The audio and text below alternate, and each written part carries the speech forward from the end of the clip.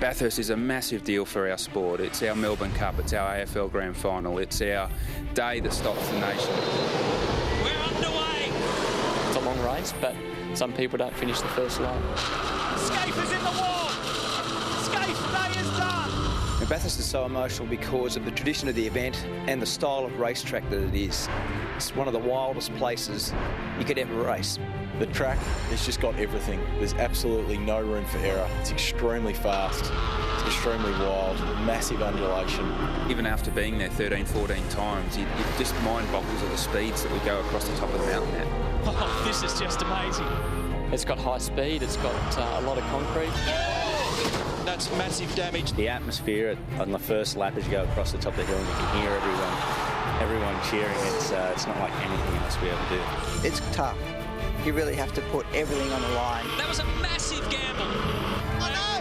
He's hit the fence! Standing on top of the podium with 100,000 people below you all screaming. It's an unbelievable feeling. I mean, it's up there in world motorsport terms like no other circuit in this country.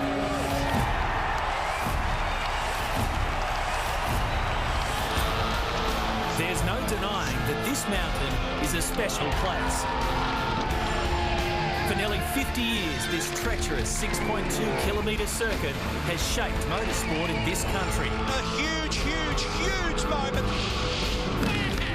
Unbelievably bad. Oh, look at this! Oh! That is out of control! The biggest event on our calendar demands unprecedented coverage. For the next 3 days, Seven will broadcast 19 hours of motorsport from the world-famous Mount Panorama. And you've got the best seat in the house. Is this history in the making? More than 160 cameras from every conceivable vantage point. Trackside, pit lane, on board and in the air. You won't miss a thing. That was something very special. And for the first time in Australian television history, Seven will simulcast Sunday's 1,000-kilometre marathon on 7 May in stunning high definition. Oh my goodness. It's another history-making year at the mountain. Explosion. That was a shocker. The Super Cheap Auto Bathurst 1000, only on 7.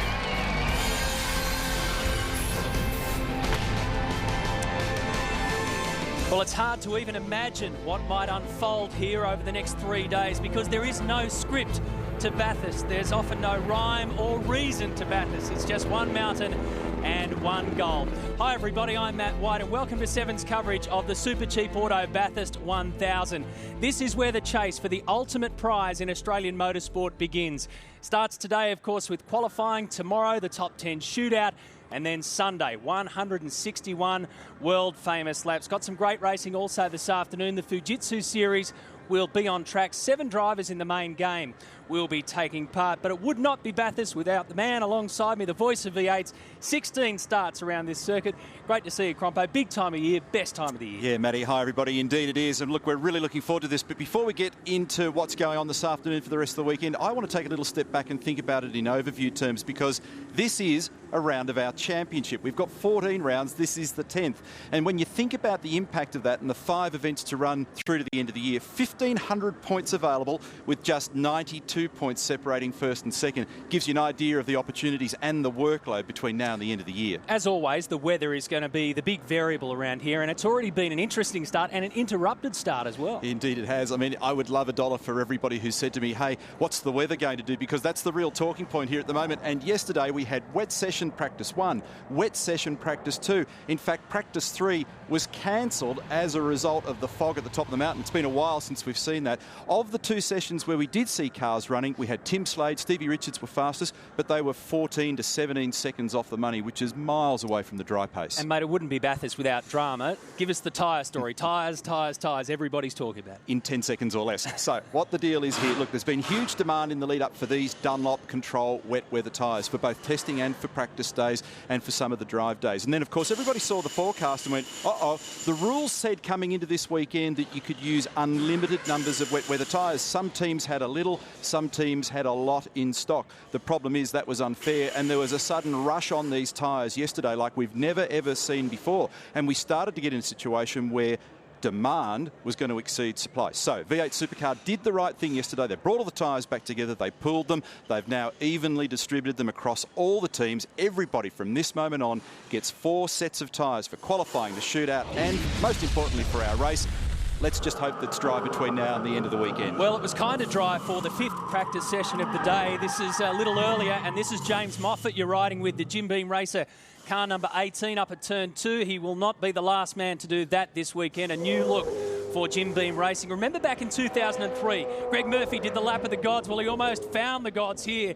This is an almighty moment up at Skyline. Somehow Murph managed to hold it together. Not the same story, though, for car 61 and Fabian Coulthard, who put the right rear across the wrong side of the curb where it's wet. There's water leaching through the curb, and indeed the grass is wet. He rotated the car. Here's Lee Holdsworth. Great pace so far, looking strong. Up in 5th position after that session. Garth Tander on the podium last year for the Toll Holden Racing team. Another good session for him. So all of these key runners off to a good start, and that's very, very important. Now also Mark Winterbottom. Remember, these guys have had their ups and downs here at Bathurst, and we need a strong Ford Performance Racing. They had a pretty good run down at Phillip Island team-wise, but those guys are looking for a strong weekend. Now, Jamie Whincup in car number 88, Craig Lowndes in car 888. They've been pretty quick so far this weekend, but a small error in our last practice session for Whincup has raised a very big question mark because he made a mistake at turn 4 at the cutting. The right rear stepped out. There's a little depression in the road there. The car got loose. He's hit the wall with the right rear and in turn hit it with the right front. The question mark now, Matty, is will he make it for qualifying? Well, he's second fastest on the list, and the fastest man around here today has been this man, Shane Van Gisbergen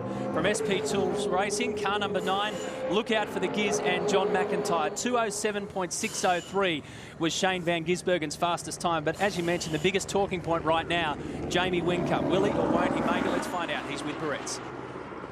Well, Jamie Whincup, a tough way to end practice. What happened? Yeah, well, we put green tyres on and I was going quick, and then the tyres went off slightly and I was pushing a little bit too hard up into the cutting. So rear of the car stepped out, I hit the wall, and unfortunately up there's like a gate where the marshals can come out if they need to. Squares off, and I've hit that square bit of the wall pretty hard and done quite a lot of damage to the front of the car. Jamie, what does it mean to your qualifying campaign? Yeah, well, it's not looking good for quali. We've bent a major bar underneath the car, so there's going to be a lot of work involved. So I'm not even sure whether I'll get out at this stage. Right, what chance do you think? 50-50? Probably a bit less. I think from my observation, it's probably 20-80 at this stage. But hey, I'm not disappointed with myself. It's our job as racing drivers to go as fast as we possibly can, and that's what I was trying to do today. And sometimes you go over the line, and today's one of those days. Right, we'll leave you to it. Thanks, Jamie. All the best. Thank you. Cheers, mate. Cheers. Well, that would be some sort of story to start the weekend. Jamie Whincup, remember, he's a 3-time Bathurst champion. He leads the championship by 92 points because his teammate is coming to catch him just under 100 points adrift, as I mentioned. And Craig Lowndes has now won the last 4 races straight. So will Whincup make it? We will have to wait and see as qualifying gets underway a little later this afternoon. And, of course, it is all about qualifying in the early stages of the weekend. One man who's done it here before. He's been on pole position. He knows how to do it well. Back in 1999 was Mark Larkin, did a terrific job, and he landed himself on pole position. Larko is in the workshop and ready to play with us. Thanks, Matty. Well, as you can see, the tech centre here just keeps getting better and better, and I'm sorry, ladies, but this really is bloke's world. How good's this? Let's have a look at some of the kit. Ronnie Harrop from Harrop Engineering has again kindly donated us a complete cutaway engine and drive line out of a V8 Supercar. About 650 horsepower. Best I can do is about 1.5 horsepower, but look at that, all working, rear end. But the really big ticket item here, Stone Brothers Racing, look at this, have provided us a full racing kit. Now, I'll come back to the car, but just have a look around me here. We've got suspension, but more importantly, we've got a full pit layout, guns, regulators, bottles, boom. We've got a fuel rig, hoses, all the equipment here. But have a look at this race car. This isn't a show car, not a facsimile. This is a brand new FG Falcon V8 Supercar, fully equipped, look at that, beautiful, with all the parts in it. Interior, all in it, all the componentry, so we can bust that open and have a look. Of course, we've got our Dick Smith Tech Centre over here, the trusty old whiteboard. I've got my heat gun with me. We've got race car parts. We really hope to have it completely covered to show you all the eventualities this weekend. But I want to just leave you with this one age-old motor racing thought on the whiteboard. Welcome Race fans. Oh, dear. dear. Look out, folks. Larko's got a new toy and he's not afraid to use it. Of course, this is the 49th running of the Bathurst 1000, or this event anyway. And last year, more than 180,000 people came through the gates. It's a big event. It is only getting bigger. And once again, we've enlisted Tommy Williams as part of our crew to check out everything going out and about. Afternoon, Tom. Good afternoon. Well, very exciting to be back here at Bathurst, and the weather right now is looking okay. Throughout yesterday and this morning, we have had a lot of showers, which has made for some pretty miserable camping up on top of the mountain, but all the drivers have been taking it in their stride. Now, the forecast this afternoon is for isolated showers, and the big rumour is that at around 3 p.m, the big storm will hit. Now, the cars will be qualifying at that time, so it should make for some pretty exciting racing. Now, guys, my big mission this weekend is to get around and meet the co-drivers who are also racing in the big race on Sunday. We're going to dig around for a bit of dirt and a bit of information and bring it for you guys at home so you can learn a little bit more about the co-drivers as well. Nice work, Tommy. Looking forward to your work throughout the weekend. We are live here on 7 after the break. Fujitsu Series will get us racing, but the focus for the main game is qualifying, beating that clock, having the chance to join an elite group to have conquered this mountain.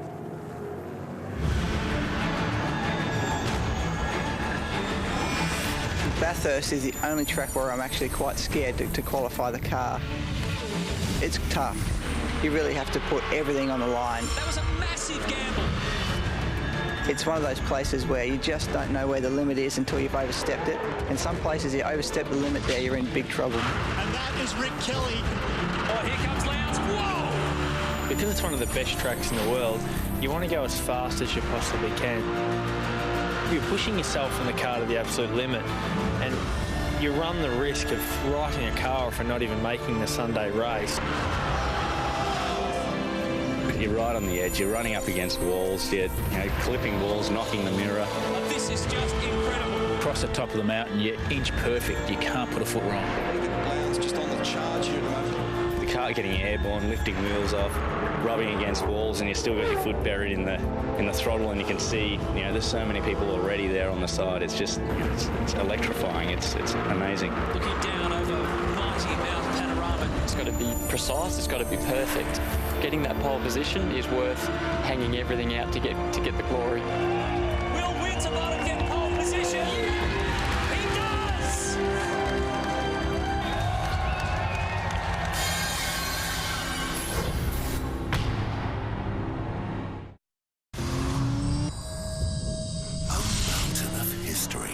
A mountain of drama. Oh my goodness. And a mountain of action.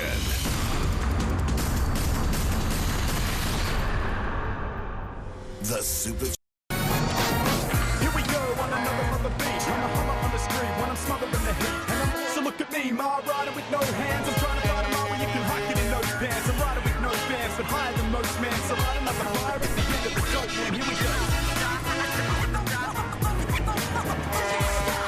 Another reason to be up and around, so I can talking on something. Yeah, there you go. The trucks rolling into town earlier in the week. It really is the time of the year when Bathurst comes alive. It is qualifying day for the V8 Supercars, but it is race day in our support categories, and this is the 7th straight year the Fujitsu Series has been the main support event here at Bathurst. Round 5 out of 7 for the year, and 7 drivers will feature in this race and also in the main game later on in the weekend. To take you through this one, in commentary from Team BOC, Andy Jones is alongside Aaron Noonan. Thanks, Matty. We needed to bring in a former series champ. We've got one in Andrew Jones, the 04 series champ for the Fujitsu series. Tim Blanchard will carry one of 5 onboard cameras, but Andrew, the Armour All Pole Award, like it has just about all year, has gone to the championship leader, Andrew Thompson. Yeah, but he didn't have it all his way throughout the qualifying session. Just hit Jack Perkins on the last flyer of the quali session, so terrific bit of watching that. And it was just under 1/10 of a second, the difference between he and Jack Perkins. Picks up $1,500 with thanks to Armour All. It's his 4th straight pole position in the Fujitsu series. He leads the series coming into this weekend by 155 points over David Russell, who'll start on the second row of the grid. Let's have a look, Andy, at the track map. 6.213 Ks, 23 turns. We know it pretty well. One of the most famous circuits, not only in our country, but in the world. Terrific long run up mountain straight before we get into the full commitment part of the circuit. Pretty much from the exit of turn 2 all the way across to turn 18 that we see. It's just tapped out. Only place that we race at that you come down a straight and you think, man, I'm happy to have made it across there, and I'm sure these boys are exactly the same as I am. Fujitsu Series lap record is Jonathan Webb, 2 minute 9.16, going back a couple of years ago. This one is the first of 2 for the weekend, 14 laps the distance. Let's have a look at the grid. Thompson and Perkins on the front row. David Russell, winner of the round here last year with Nick Percat in the Coates High Commodore that really did struggle. It was a bit of a snake during qualifying earlier on today. Yeah, and good job there by Rodney Jane to pip a couple of the more fancied guys as well to line up in 6th position for this one. Chaz Mostert showed incredible pace yesterday in the wet practice 1, so keep an eye on him. I think young rookie with plenty of potential. We'll see him make some inroads in this race. Tom Tweedy from 15th, new backing from Garmin for him. Paul Freestone back in the series after joining us in Adelaide for the first round. Steve Voigt back in the series too. We've lost 3 cars. Ash Walsh, Drew Russell and Gavin Bullis have all crashed. Will not take part in this one. When we come back, race 1 of the Fujitsu V8 Supercars from Mount Panorama. Back at Bathurst, we're getting ready for race 1 of the Fujitsu V8 Supercars series, but plenty of stories in pit lane. Mark Beretta, let's update the situation with Jamie Whincup. Well, it pulled for Team Vodafone, Aaron, at the moment. There are about 20 mechanics working on the car at the moment to try and get it back out on the track in time for qualifying. Earlier, Jamie gave it a 20% chance of being out there. Adrian Burgess reckons they're a pretty good chance. He thinks they'll have the car ready for qualifying. They've had to lift the engine out, work on the subframe, the sub-front, get it all back in together, and it's just a race against the clock at the moment. It's going to be touch and go. Thanks, Brett. The clock, by my watch, would be ticking at about 80 minutes to get that car ready, Andrew, and that's tough. That's a mammoth effort. We had the car out of Jason Bargwanna's car before, and it was a 55-minute engine out, new engine in. So that's a great job by those guys to turn that car around. Let's have a look at the championship points heading into this one. Andrew Thompson, who is Jamie's co-driver, is 154 points in front. I said 155 before the break. I gave him one too many. Scott McLaughlin back here for his second run in the Fujitsu Ford. Jack Perkins on the front row. Chaz Mostert, Dan Gillison, Rodney Jane and Paul Morris. That is the top 10 coming into this one. Remember too, the great race on Sunday is in HD on 7, mate. Make sure you tune in there. 161 laps, 14 laps for this one. It's Fujitsu Friday. We've got so used to seeing the development series here at the mountain. Good field too. And this is a chance for Thompson to really establish a bit of dominance on this championship. He has really dominated this series. He won here in 2006 when he was a teenager for Dick Johnson Racing, so he's actually undefeated in the development category. Perfect, right. He will know that as well, lining up on this grid, that he's got the runs on the board as far as Bathurst is concerned. But Jack Perkins, he'll be certainly looking to beat him into turn 1. And this will be a good opportunity for the co-drivers for Sunday who might start the race to do a race start on the mountain. Really looking forward to this one. Race 1 of the Fujitsu V8 Supercars. And it's Thompson who's got the jump. Look for David Russell from the second row. Nick Percat down the outside. The Coates High Commodore making up ground as well. But Jack Perkins has to give way. His boss, Paul Morris, is up the inside. Unfortunately, I think I put the mockers on Jack. He got a shocker from the front row. Really hard to get off the line, these things. Big 315 diff, 100% throttle and about 80% tank capacity. There's a lot of weight in these cars, and you can see Jack struggled as we watch them go up Mountain Straight and into turn 2 for the first run. Morris 4th, then Perkins, Rodney Jane, Blanchard, McLaughlin. That pink Commodore, that's David Wall. They've repainted the Wilson security car in this category and the main race for Sunday for the McGrath Foundation. Great initiative from that team, but it's Thompson, the Monster Commodore. This car finished second in the big race last year when Jamie Whincup at the helm. We go back in the pack. This is Colin Cedars, the Careflight in-car camera. Oh, David Russell had that sideways on the run towards Reed Park. From the driver's perspective, this is a really good thing for Andrew Thompson. Big advantage to lead this first lap. You've got clear track ahead of you. You can commit. You can see what's on the road. Some of these guys, as we saw from the David Cedars Careflight in-car, he's buried in mid-pack, and that really hampers the vision and your commitment levels on a track like this. So Andrew Thompson making light work of it. Plenty of drivers here for the first time in the Fujitsu series. Some of them have been here as co-drivers in the 1000. Tim Blanchard there makes his great race debut on Sunday with David Reynolds in the Stratco car. Back with Colin Cedars, has done a couple of test days at Eastern Creek to get himself back in the rhythm of V8 Supercars, just following Paul Freestone there in the car that James Moffat drove here last year. Had a quick cheeky look there and then decided not this time round. Plenty of laps left.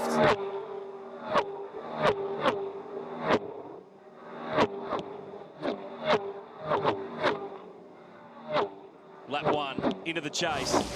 This is a replay of the start. Look for Perkins. Initially it went okay, but he had to have a second go at it. Yeah, got the jump, and as I mentioned, big diff in the back of these cars for Bathurst. As we look on board with Jack, you'll notice, see, there we go. He gets the jump, but just let the clutch out a little bit too much. The rear of the car is bogged, and he's had to have a second stab at it, and that's all it takes to go from the front row back a couple of spots. Thompson's margin at the end of one lap is 1.5 seconds. He is really in good form. David Russell second. He'll be with Todd Kelly on Sunday for Jack Daniels Racing. And Nick Percat, we've spoken about it in previous weeks. He did a great job at Phillip Island. He'll team up with Garth Tander in the big one on Sunday. If he can pull off a win, he'll be the first rookie to win the great race in over 30 years. That would be phenomenal. Yeah, and look, certainly Garth has been around for a long time. He's not going to choose a co-driver that he thinks is going to put him at, I guess, at risk of not winning this event. He put his faith in Nick, and Nick certainly came out and delivered at Bathurst, especially given that he stalled the thing off the line and then had to regroup, and that charge, he was really the man of the moment at Phillip Island. He put a lot of people, a lot of his doubters, I guess, in their place. I reckon the phone might have rung just quietly as well. A few people are pretty interested to see what his future plans are. Jack Perkins here is 4th in the championship coming into this weekend. Had a really bad round at Queensland Raceway where he made contact with Nick Percat, was penalised, had all sorts of dramas. And a certain fellow won a race at Queensland Raceway. I can't remember his name, though. Yeah, he's a pretty good bloke, that guy. If you remember his name, Noons, let us know. But look, Nick Percat, he seems to be driving the co-tyre magnet so far this year. He has unfortunately been involved in a lot of incidents, and that's been his downfall as far as his championship aspirations are concerned. Plenty of pace, but not really being able to put that pace into results. The guy's name was Andrew Jones, by the way, just in case you're looking for it. Mark Scaife keeping an eye. Write that down. Yeah, you should. Mark Scaife keeping an eye on proceedings, of course. Teams up with Craig Lowndes once more. Back in the pack here, Rodney Jane, the only FG model, the newer model Falcon in the Fujitsu series. We jump on board with Tim Blanchard, runner-up in the Fujitsu category last year, and really starting to put some pressure on his former Sonic teammate. Yeah, that's right. These guys were teammates last year, and I know Timmy quite well, do a fair bit of work with him, and he'll be keen to get that Sonic car behind him and press on and get up the road a little bit. Good little battle here. Marcus Zukanovic driving the wheels off that car. David Wall, as we referred to in the pink Wilson security car, looking for a way by. Not sure if blocking is appropriate on lap 3, but anyway, it's good racing. Blanchard got the move done. He's through to P6. This is Zukanovic, Wall, Chaz Mostert, who topped practice yesterday. They only got one practice session in. The second was Cam, so they really didn't get much track time leading in. Chaz Mostert's teammate, by the way, Ash Walsh, is not starting this race. That car was too badly damaged in a crash in qualifying, and he is done for the weekend. A real shame.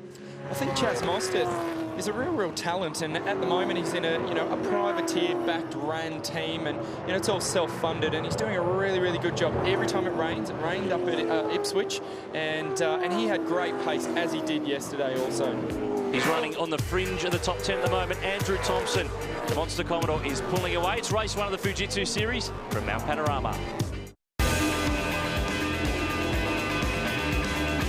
Back at Mount Panorama with the Fujitsu V8 Supercar Series. The first race of a massive weekend of 3 days of coverage here on 7. Remember, on Sunday you can watch the great race in HD on 7, mate. That will be a first for this race. This is the first race in the Fujitsu Series, though, and Tim Blanchard is back in 6th. This is his teammate, David Russell, in 2nd spot, being chased by Nick Percat, who, Andrew Jones, was the fastest man on the road last lap around. Yeah, and that to me says that there's some scenarios playing out here tyre pressure-wise. What some of these guys will do, they'll start with a lower pressure. I reckon Nick Percat's thing, he'll be on a low-pressure start base, and that thing looks like it's just starting to come good. Last time around he did 2:10.43. Yesterday, the only practice session these guys got was in the wet, and then they had qualifying earlier on today, which was dry, and they were in the high 9. So obviously not as much rubber down on the road. But Thompson's margin 1.6 seconds at the moment. Well, Mark Scafie's won here 6 times. The commentator's hat has come off. The race face has come on. But Scafie, how are you feeling about it? Good to be back here?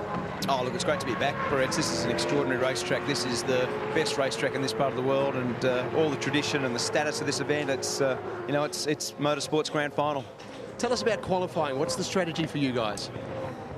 Well, I mean, fortunately, our cars have been pretty good since the time we rolled them out. So you've got to be mindful of the changes that have been made in terms of circuit condition. The place changes so much. It's so fast that a small change to the car at a fast corner makes a big time difference.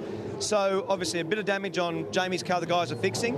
And with Craig and my car, a few little suspension tweaks as we've led into qualifying. We didn't put new tyres on before this qualifying session, meaning that we're quite confident the car's pretty good.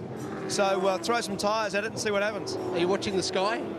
You're watching the sky, and actually I'm seriously more nervous about it than when I'm not qualifying myself. It's actually hard work. Scafie, all the very best. It's going to be a great day today. Fingers crossed the rain stays away. Absolutely, Brett. Thanks, mate. All the best.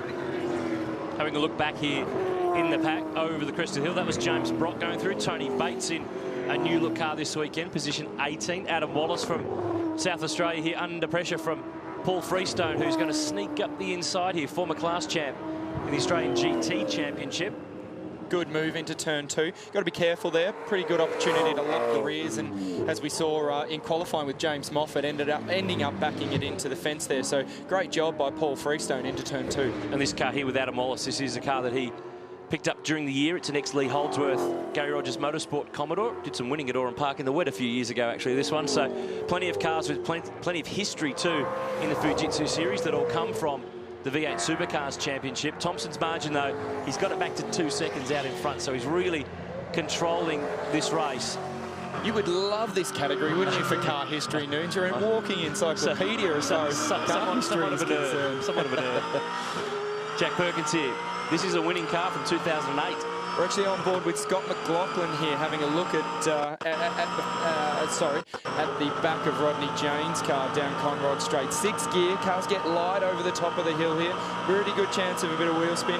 Just edging on the 300k mark. Should have been probably a little bit more flat through the kink there, Scotty McLaughlin. I'll have a word with him after this one. He's only 18, give him a chance, but he's actually pretty excited because this is about redemption for him. He was here for the first time last year, crashed and was out for the weekend. And he's got his eye on getting an FG model Falcon for the rest of the Fujitsu series. Next round is at Sandown in November, and then the final round at the Sydney Telstra 500. And the car that he's going to get his hands on is the one that we've got at our host desk this weekend. It's the car that was crashed last year on the Gold Coast with David Ram, fully repaired. It's brand new, it's ready to go, and he's really pumped to get his hands on that much newer car. He's doing a good job. He's really going about this the right way. Oh, big Daniel Gillison didn't then. No, he was really important to get a run up Mountain Straight there, and you could just see he's cracked that throttle at the apex and really wanted to stay on the gas all the way out, but ran out of road, and now that's hurt him. It's given Scott McLaughlin a bit of breathing space, so it'll be interesting to see if he can get up on the back of Rodney Jane. And Gillison drops the spot to Marcus Sukanovic, who moves on through up into the top 10, the former V8 Ute champ, who's also racing a Ute here this weekend, so he's another doing double duty. Made his 1000 debut in a wildcard entry last year for Greg Murphy Racing.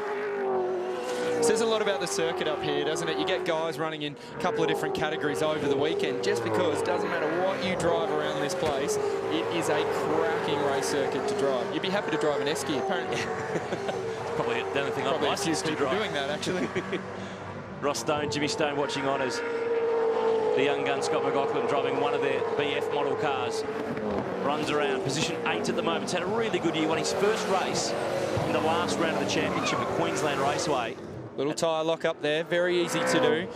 Especially in that last phase of the S's there. You sort of, the big theory is hustle, hustle, hustle all the way down there. That's commitment from Marcus Sukanovic. Actually, I'd say that's probably a little bit too much commitment as he has a look down the inside of Scotty McLaughlin.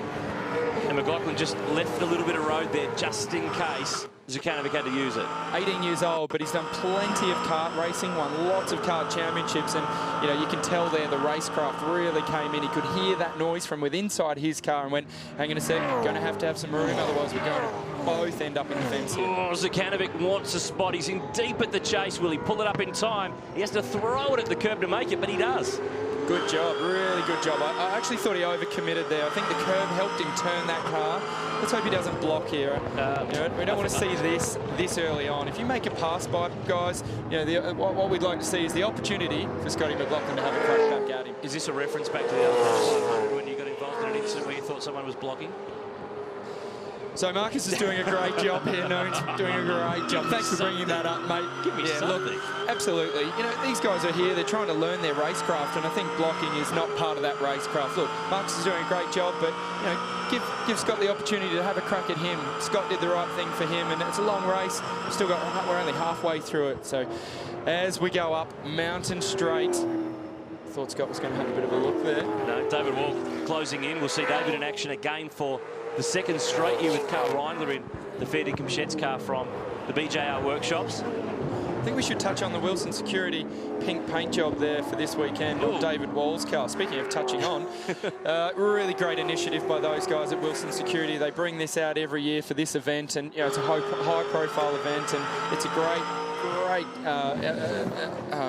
organisation, thanks, Noons, that those guys are involved with there, and they do some terrific stuff for breast cancer awareness. Looking back from the Fujitsu Ford, that McLaughlin's just a bit wide across the top of McPhillamy. We're seeing a few cars have dramas there, but Zukanovic's just been able to edge away, and Daniel Gillison and Chaz Mostert have closed in, and this is a really good fight, and this is actually the tail of the top 10. A few years ago, this sort of pace would have had you at the front. Yeah, I think Scott's actually becoming a bit of a roadblock here, to be honest, mate. Something looks like it's not very comfortable in that car. He looks like he's having a bit of a struggle, whereas early on he was pretty good. So he needs to be careful he doesn't get turned around here. And I think David Wall gave him another little bit of a tap on the run into the elbow. Of course, David is a two-time Australian GT champion, making the step up to Fujitsu Series this year for the first time.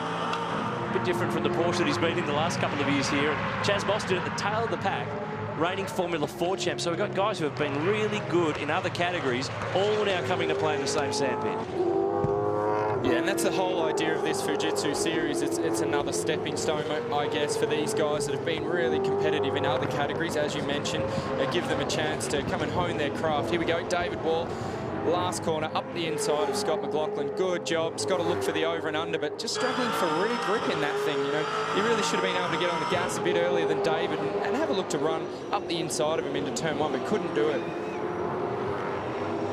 The run back up the mountain, Thompson leads. He's really stretched the margin. He's got this one under control. 3.5 seconds the margin. Replay the chase. Looking back. Oh, Jeff Emery, AC Delco Commodore, and it's slippery out there. Oh, not a good place to park. Robert Cregan misses. And at least he got full view of what was coming, but he couldn't do much about it. Nothing worse as a driver. When you're in a position like that, it's been raining for a couple of days, you're on slick tyres. Another little replay here of Aaron McGill doing some of his best sideways style on the exit of turn 2. But as I was saying with Jeff Emery there, nothing worse than when you're on slick tyres, wet bit of grass, things spinning across the road. You don't want to come into oncoming traffic. And that was Daniel Gillison, who went so close to tagging the wall there. Young gun, part of the 4-car Greg Murphy racing operation. Last few years they've run a wildcard entry in the main race, but they've decided this year to stick with the Fujitsu series. This is Robert Cregan, the Irishman, having his first run at Bathurst with Matt Stone Racing. Matt Stone, related to the famous Jimmy and Ross. Son of Jim. Decided to go out on his own, run his own team. Got Robert Cregan on board, which is great. Scotsman, I believe. Irishman. Close. There you go. Nick Percat could have been Scottish, Irish and everything. He could have been in the fence. Irish, all the same, aren't they? Oh, near enough, to be sure. Look, he's doing a great job running his own team. Obviously a car from the Stone Brothers group, but putting all those pieces in together to run a car at this level is not an easy job. So good on him for going out and having a crack on his own. Big moment there from Nick Percat. Commitment plus. These guys have actually sort of just tapered off a little bit here. It's a bit status quo at the minute. That gap seems to be pretty stagnant between the top 4. I thought Jack would have a little bit more pace here. He's got the headlights on and he's trying to come at them, but just not making any inroads. Yeah, that time around, Thompson 10.7, Russell 11.1, Percat 11.7, and Perkins 11.7. So this man and this car is the class not just of the field today, but of the Fujitsu Series in 2011. He's on target for his 7th race win at the moment. We'll come back to the mountain and go to the checkered flag.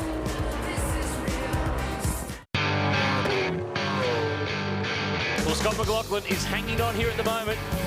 Chaz Mostert, the former And reigning Formula 4 champ is closing in there, fighting for 10th place in this first race of the Fujitsu V8 Supercars. Don't forget, Armour All qualifying is still to come for the Super Cheap Auto Bathurst 1000. The big question is, will Jamie Whincup be a part of it? Make sure you don't move. You will keep up to date with everything. We're on board with the Fujitsu Ford. Looking back at Mostert, Daniel Jellison, his next car in the queue. Out in front, Andrew Thompson has stretched the margin, Andrew. It's an even 4 seconds now. He's got this one under control with 5 to run. Yeah, certainly Andrew will be controlling this race, but somebody that's not controlling this race is Scott McLaughlin. He looks really weak in the braking area. He's hanging on, isn't he? Yeah, he's working pretty hard, and I see this sort of onboard footage, and I think some days those guys are working harder than the guys at the front are. I'm down here with Fabian Coulthard, best remember for that big wild ride at the Caltex Chase last year. So that incident, Fabian, we saw in practice 5 there probably doesn't even compare. Any damage, mate, or is it bad? No, look, it's bad enough. It's bad enough to make us not finish the session and get a good run on the new tyre. But it's very superficial. Structurally it was fine, and it's a credit to the boys. As you can see, it's all back together and looking happy as it was when it started practice 5. And you're happy with performance so far? Yeah, I think it's been reasonable. It was good in the car, was good in the wet, and we just need to fine-tune it slightly for the dry. But it's a long race. It's 1,000 Ks. It's not that big an issue. Fabs, it looks to me, when you look at the circuit, I don't know if you saw the Jamie Whincup incident, it would appear, and we're going to see this over the weekend with showers. If there's rain and you get this drying line with the cars running around as they do, if you just go a little bit offline, that white paint appears to be very, very slippery. Look, it's even more so than any other year we've been here. So I don't know if it's slightly different paint than they used last year, but, you can't go anywhere near it. This place you have to be inch perfect anyway. You add, a new dimension of, wet on the outside of the track, and it's even more inch perfect than you needed to be before. So it makes it tough, but, that's how we earn our money. All right, good luck, buddy. I reckon you do a great result. Thank you. Cheers. Of course, Fabian teams up again with Craig Baird. We'll see Beardo in action over the course of the weekend in the Porsche Carrera Cup, which will bring you a couple of races in our coverage this weekend. Back on board with Scott McLaughlin, who has lost a spot. Chaz Mostert managed to get by and take 10th. And he just looks to be struggling. Fastest lap of the race was a 12.4, but that time around was a 14.6. Plenty of straight line while we're on board with Scott McLaughlin. It's certainly not struggling for Mumbo, but yeah, doesn't look comfortable in the braking zone. And that's where we saw Chaz Mostert get the move and the job done down at the chase. Look at these two wide teammates coming together. I think Kev Murphy will grab them and drag. And Tony Bates gives back to Jeff Emery. And this is another car from Greg Murphy Racing. This is James Brock, who very nearly came to grief at King G. Managed to get away with it. He's 15th on the road at the moment. So the Greg Murphy Racing cars. James Brock doing his best drift style there through turn 2. That's certainly not the fast way. Up front, Thompson leading by 3.5 seconds. I was about to reference this. Perkins is catching Percat. He is reeling him in for 3rd place. This car is coming on as the race continues and the fuel burns out of it. There you go. I stand corrected. Earlier on in the race, I called that maybe Nick Percat started with a low tyre pressure, but it doesn't look like he has. Well, guys, Andrew Thompson leading this Fujitsu Series race. And Garth Tander, you've been a little bit critical of Andrew Thompson this week. I'm not of Tomo himself, just his ability in the wet. He's not that flash in the wet, and there's a lot of weather hanging around here.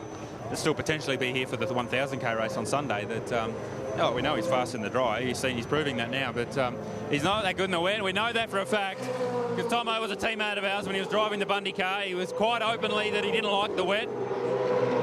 And when it was wet in practice, he wasn't that fast. So I was just stating what I saw from the timesheets. Anyone can go do the research. New media types have grabbed it and had a big run with it. So it's the biggest news story of all time. But and then they've come out and said, we're just playing games with him, trying to get in his head. Well, absolutely, 100%. That's what we're trying to do. Seems to be working. We'll find out if it rains, GT. Anyway, hey, tell me about you guys and how you're going. Things are looking good. Yeah, cars are going really well. Cars are very good in the wet and the dry with pretty much the same setup because that's going to be critical with the looks like weather coming through, drying out, coming through, drying out. So you're going to need a car that works in all conditions. So we haven't tuned the car too much. But we're really happy with the car in the dry. It was quite fast in the only dry session we've had. And qualifying this afternoon will be an interesting one because there's weather still hanging around. But if we get ourselves in the 10, then we'll be happy. GT, you seem to be making great forward steps at the moment. Nick Percat has been a great addition for you. That's working well. Yeah, Nick's doing a fantastic job for us in the HRT car. There's a lot of pressure on him, a lot of expectation on him because he's racing the factory Holden team. It's his first 1,000k start. But, he's raced here before in the Fujitsu Series. He's out there now in the coach car in this year's Fujitsu Series. And by the time the race comes, he'll actually have done more laps here this weekend than I will have. So he's got plenty of miles, and I'll certainly start the race. So he'll just jump in when it's morning tea time for me, and then I'll go for another burn, and then he'll jump in while I have some lunch, and then I'll bring the car home on Sunday. So there's no pressure on him. He's just got to go out and drive fast, and he's doing a good job of that. GT, great to see you. All the best. Cheers, Brett. Thanks. So it seemed that Garth's changed the quote. He said, not that flash. The one I read the other day said that Tomo was hopeless. There you go. Garth Tander just telling us what he thinks of Andrew Thompson's ability in the wet, plus also maybe sticking his hand up with truth like that to be the new leader of the Labour Party. Who knows? It's good to see those, some of the guys. In politics. Oh, Boston into the back of Daniel Gillis. Very lucky to get out of that. And very lucky. And kept the front bumpers on them. But I was going to say, it's good to hear the guys saying what they think. Sometimes they've been criticised in the past for not doing that. Daniel Gillison is in trouble. The R&J Batteries Commodore has damage. This is Tom Tweedy, the Garmin Falcon, that had barely any running time. They had a problem with this car in practice one yesterday. Didn't get many laps. Missed practice 2. Qualified mid-pack, is up to 12th. New backer this weekend for the third car from the Matthew White Motorsport operation, and rolling along pretty well. Formula 3 graduate, son of former racer Rob Tweedy, and acquitting himself pretty well in an old car. But this is the replay, Andrew. Gillison gave some room, got to the point where he had to turn it in, but Mostert was there. Yeah, a little bit of contact. Very lucky not to end up in the fence on the outside. I did notice, though, that as they come off the exit of Forest Elbow, Daniel Gillison had the pit lane speed limiter light on. So I'd say when he's tried to correct that car, he's bumped the limiter button, and that's why he's had a bit of a slow takeoff. Look, I think that potentially could just be a racing incident. Mostert on the inside, lock the rears. No effect done. There's that flashing light that I referred to in the centre. I reckon Daniel will work out what's going on, push the button, and away he'll go. Zukanovic here running off the road, position 9 down at the chase. Looking back towards the top of the mountain, Perkins in third spot. Remember, we get the band back together. It's Perkins and Ingle again this weekend. It's not Larry, though. It's Jack teaming up with Rusty. What I found interesting about some of Garth's comments there, that when we were listening to him, Jack actually made very short work of Nick in the dry and is now driving away from him. So who knows? Garth might have egg on his face if Andrew Thompson wins this one in the dry and Nick Percat ends up finishing in 4th position. It's going backwards and forwards here. I'm liking it. Back on board with Perkins here.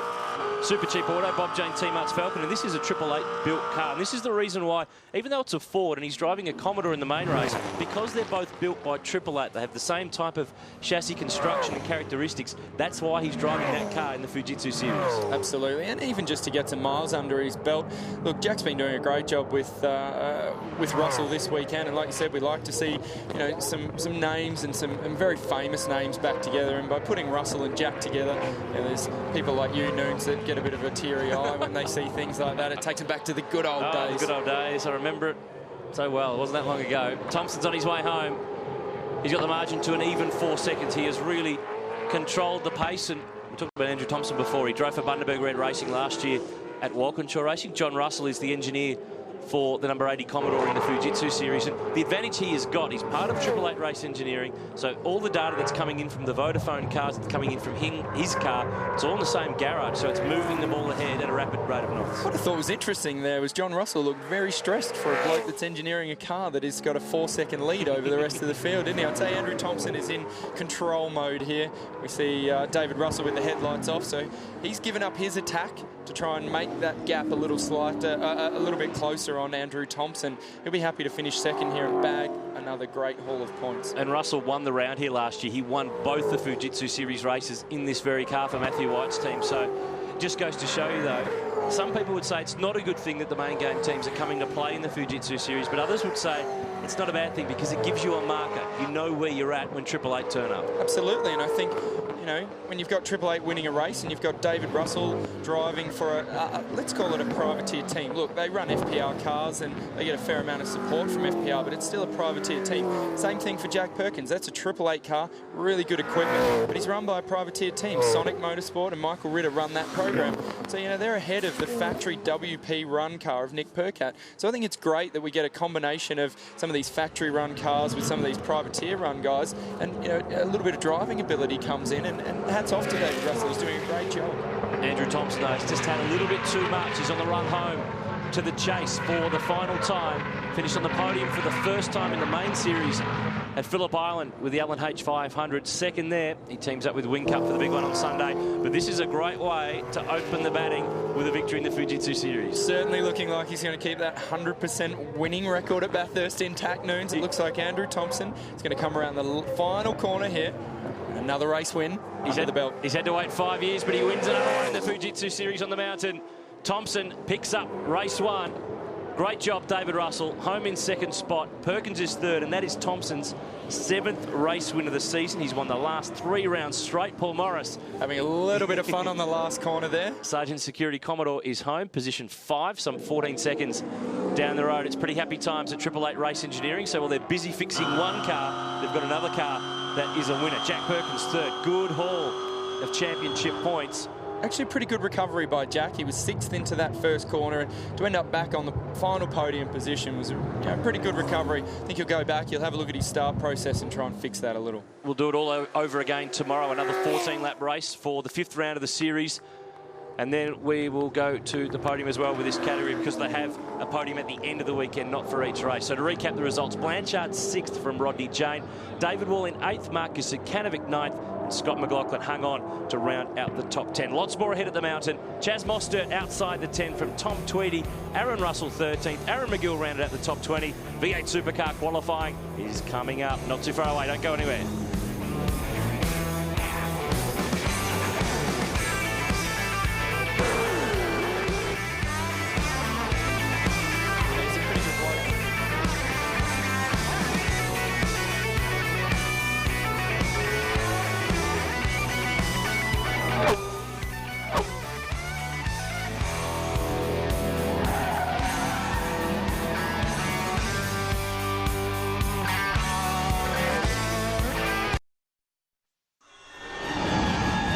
I guess it's something that we've all known since we were youngsters at home watching motorsport, 2 and 3 and 4 years old. It's the only race that you ever hear of, Bathurst, especially all the way around the world. So it's very, very special to us, and it only comes around once a year. It's that important that a lot of people value a race win at Bathurst more than a championship victory. Greg Murphy and Rick Kelly are the champions at Bathurst. This will be my 11th year at Bathurst, but still, that first lap or two out of the box, it's actually quite scary going around those corners, and you really don't get comfortable around the Bathurst circuit until probably the Saturday, or at least in the race Sunday, so it's quite scary. A victory for us in the Jack Daniels car this year would be more special than anything. There's no doubt about that. To win in our own team, under our own conditions, with our own cars on the grid would be just absolutely magnificent, a massive breakthrough. The championship for us is not possible this year with the 888 cars being so far in front, but Bathurst is, and that's something we'll definitely be trying for. He's certainly come a long way since having his first drive here as a teenager, Rick Kelly. Of course, he's won the championship along the way. He has won this event twice as we take a look at this pairing for car number 15 out of Jack Daniels Racing. Rick and Owen Kelly. Owen is no relation, by the way. He's older than Rick. He's had 9 starts. The thing that you get out of this pairing is that you know what you're going to get. You're going to get experience and 2 very cool heads around the mountain. A combined 19 starts between them. And Owen Kelly is a very interesting story. He's spent a lot of his time in the US lately and has also been setting up the car for our very own Marcus Ambrose in the Nationwide Series. So he's got a lot of runs under his belt. Let's find out a bit more about OK with Mark Larkham. Thanks, Matt. Well, I'm listening to Rick Kelly. Clearly, he's very hungry for success here, particularly with his own team. Now, this to me makes it really hard for a co-driver, doesn't it? A guy like you, who to me is capable of being in the series full time, so you've got to come here, you've got to keep your nose clean, not make a mistake, but at the same time, you want to be fast in the car. It's a tough gig. It is, and it's, you know, like the session this morning when we went out and it's wet, and you go out and it's like, oh, it's not wet enough for wets, but better put dries on it, put slicks on it, the most treacherous place in the country, and you're expected to go fast, but like you said, not crash it, bring it back in one piece. So it is a big ask, but I probably put as much pressure on myself as what Rick puts on himself to do a good job. Let me ask you, Owen, I mean, you drive cars internationally, you've driven a lot of different categories, a lot of stuff in the States. How does V8 Supercar at Bathurst rank in the scale of the how hard scale? Everything I've done, it's the hardest. It really is. It's the competition up and down the pit lane. There's no dud drivers here. You know, everybody that's in one of these cars this weekend is a good driver and has had a lot of success in something. And so to be good against those guys, it's a big ask. And like you say, when you're not in the cars all the time, it's very, very difficult. So you've really got to put it on the line around here, as you well know. Anyway, mate, good luck. I'm sure you're in for a good result. Good on you. Appreciate it. Thanks. Kelly Brothers Racing actually has 5 cars competing this weekend. It's got to be one of the most laid-back organisations you can get with Todd and Rick in charge, but they are very determined competitors, and Owen Kelly will be a force to be reckoned with car 15. Got an update on car 88, Jamie Whincup and Andrew Thompson's car. It has been all hands on deck at Team Vodafone. You might remember that Jamie Whincup put it into the wall in the 5th practice session. Some really big damage, front and rear. There was a whole stack of parts left alongside that garage, but the good news is they think they will be right to be part of qualifying. The other good news out of that side of the garage is that Andrew Thompson has just collected a race win in the Fujitsu series. But let's talk about the opposite side of the Team Vodafone garage, where experience and knowledge count for everything under car 888. What about this? Craig Lowndes and Mark Scaife have a combined 41 starts at Bathurst between them. They are, of course, the defending champs. All the numbers stack up for these guys, but they are a bit of an odd couple as well. So we sent Neil Crompton out to have a chat to them.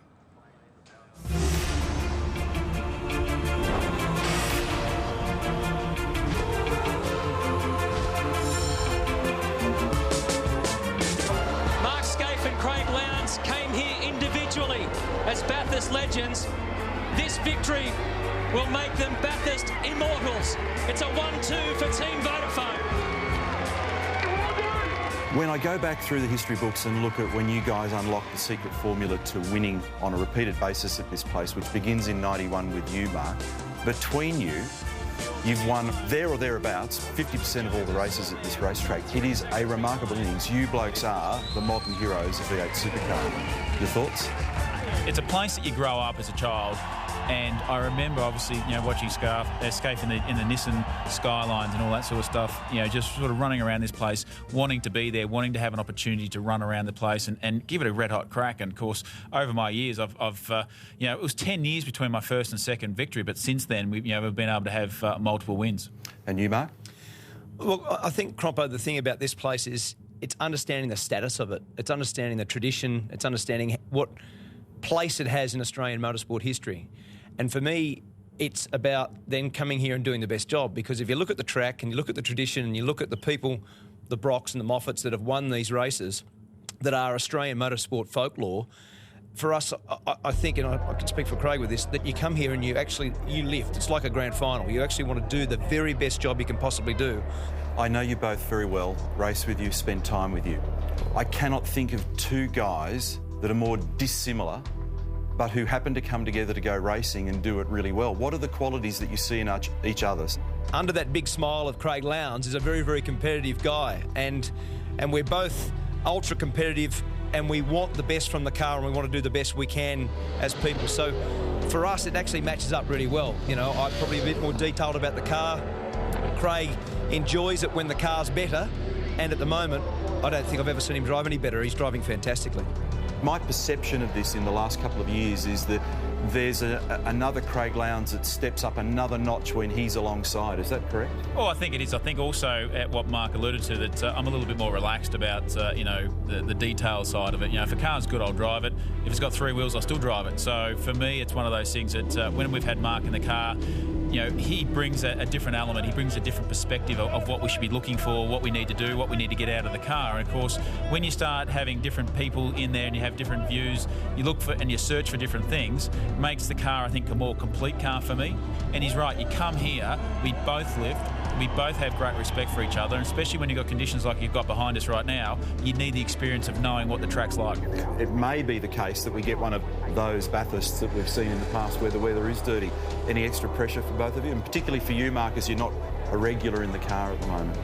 Yeah, again, I think it's all about being comfortable in it, Neil. I mean, when you're not in the car all the time, it's a bit of a weird scenario, this gig for us, because no other sport will allow you to arrive at the grand final. So you arrive at the grand final in tricky conditions is actually a hard gig. And what you've got to do is get some match fitness, get some seat time, and ensure that by the time you get to the race, that the car's a nice car to drive. Several years ago, you said to me, is there any way you can get to him for me and see whether or not we can get the old team back together again, get him back in a hold and get him back with me? Of course, you made that happen in the end. It's been serendipitous, hasn't it?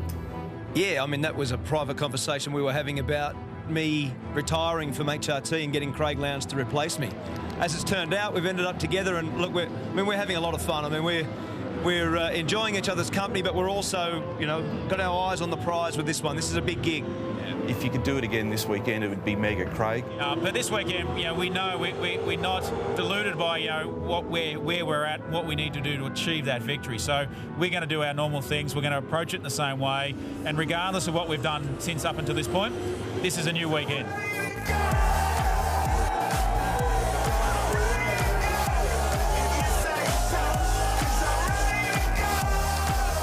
That's a good insight into two of the true legends of this sport. And if motorsport is a numbers game, these guys have got it covered. The defending champions here, they won the LNH 500 a few weeks back.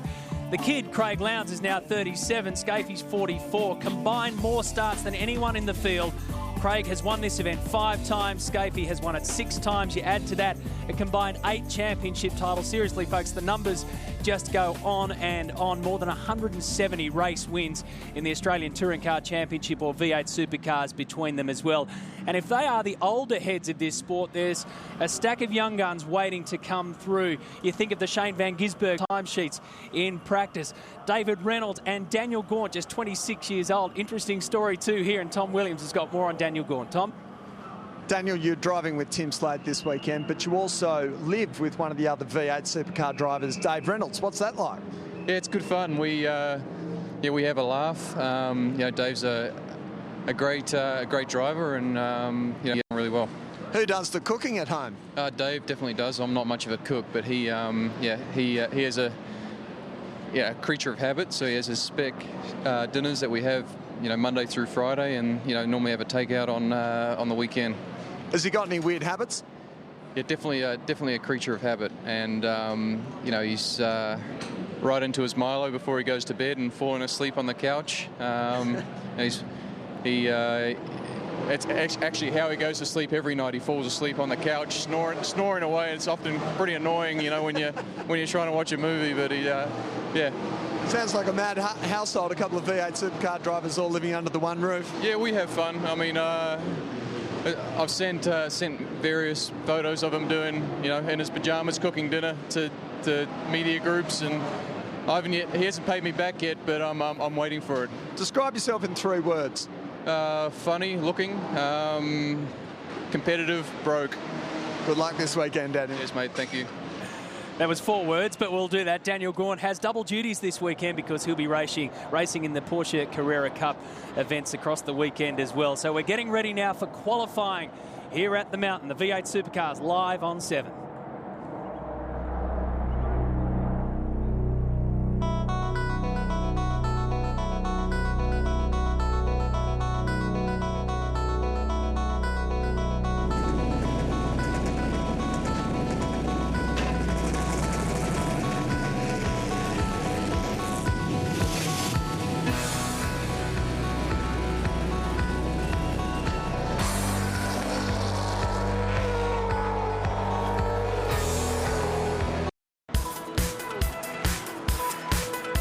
The iconic Mount Panorama pit lane here at Bathurst, the Super Cheap Auto Bathurst 1000, coming to you live this afternoon and all weekend here on 7. Don't forget to join us also on 7 Mate.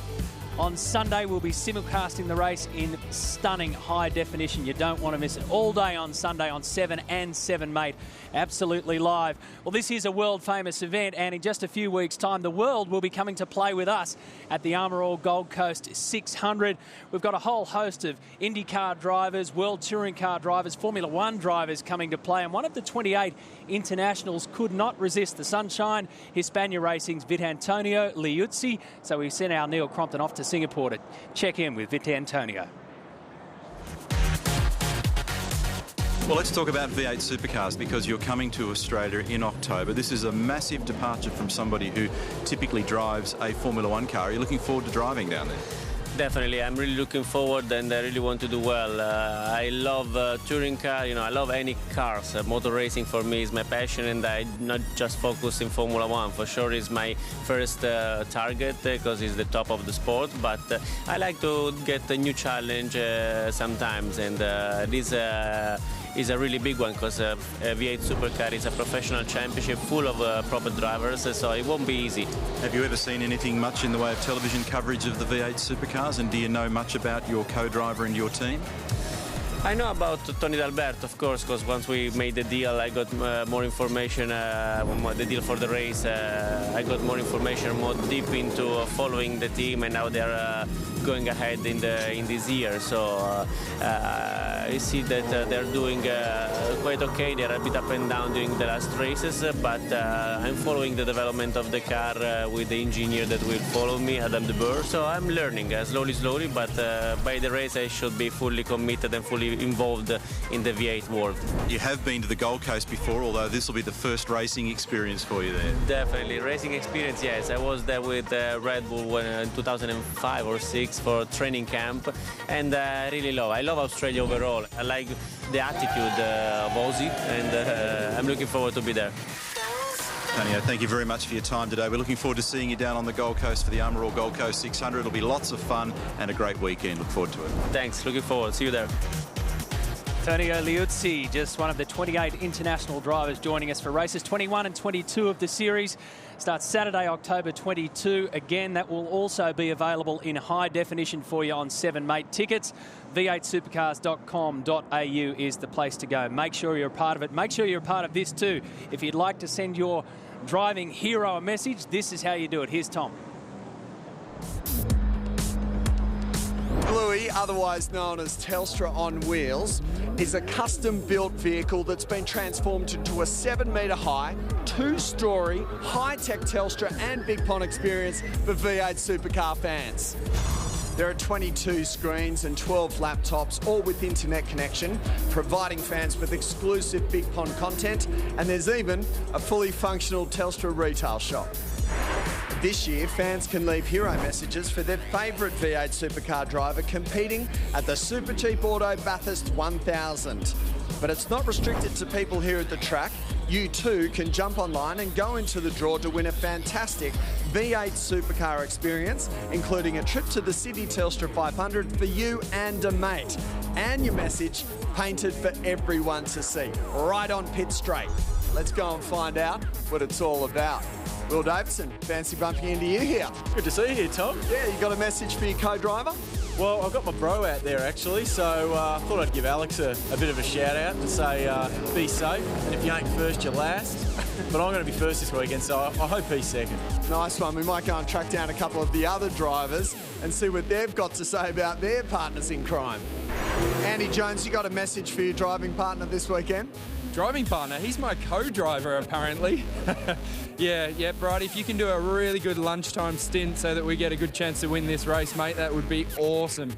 No pressure or anything.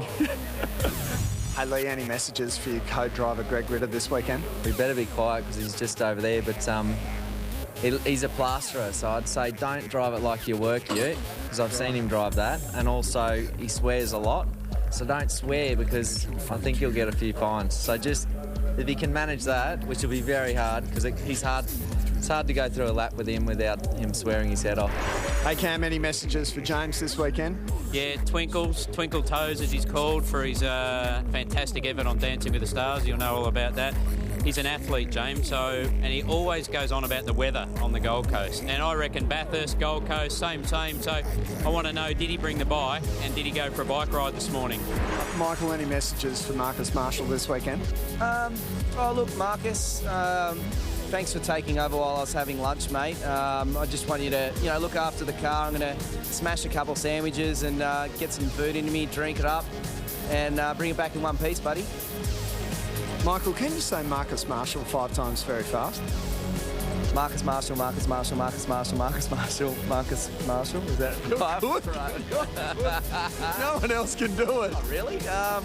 Oh, you know, I just get to know my guys in my side of the car, and unlike my teammate Lee, he's got his camper van out the back there, and he, you know, he's...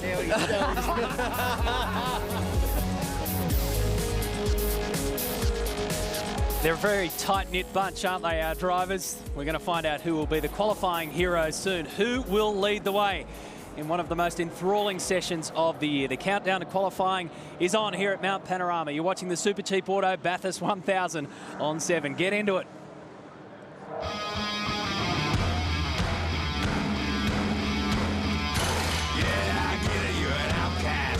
Under attack, always coming in last, bring it up the pass. No one owes you anything, I think.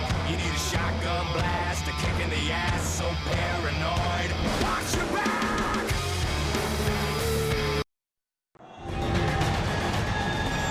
I remember sitting down with my old man, 7 o'clock in the morning, watching the telecast all the way to the end of the race. And there's so many people that do that throughout Australia and throughout the world. It's our day that stops the nation. My first victory at Bathurst was the first time I ever finished a race, so I figured, how easy is this? All you got to do is finish it and you can win it.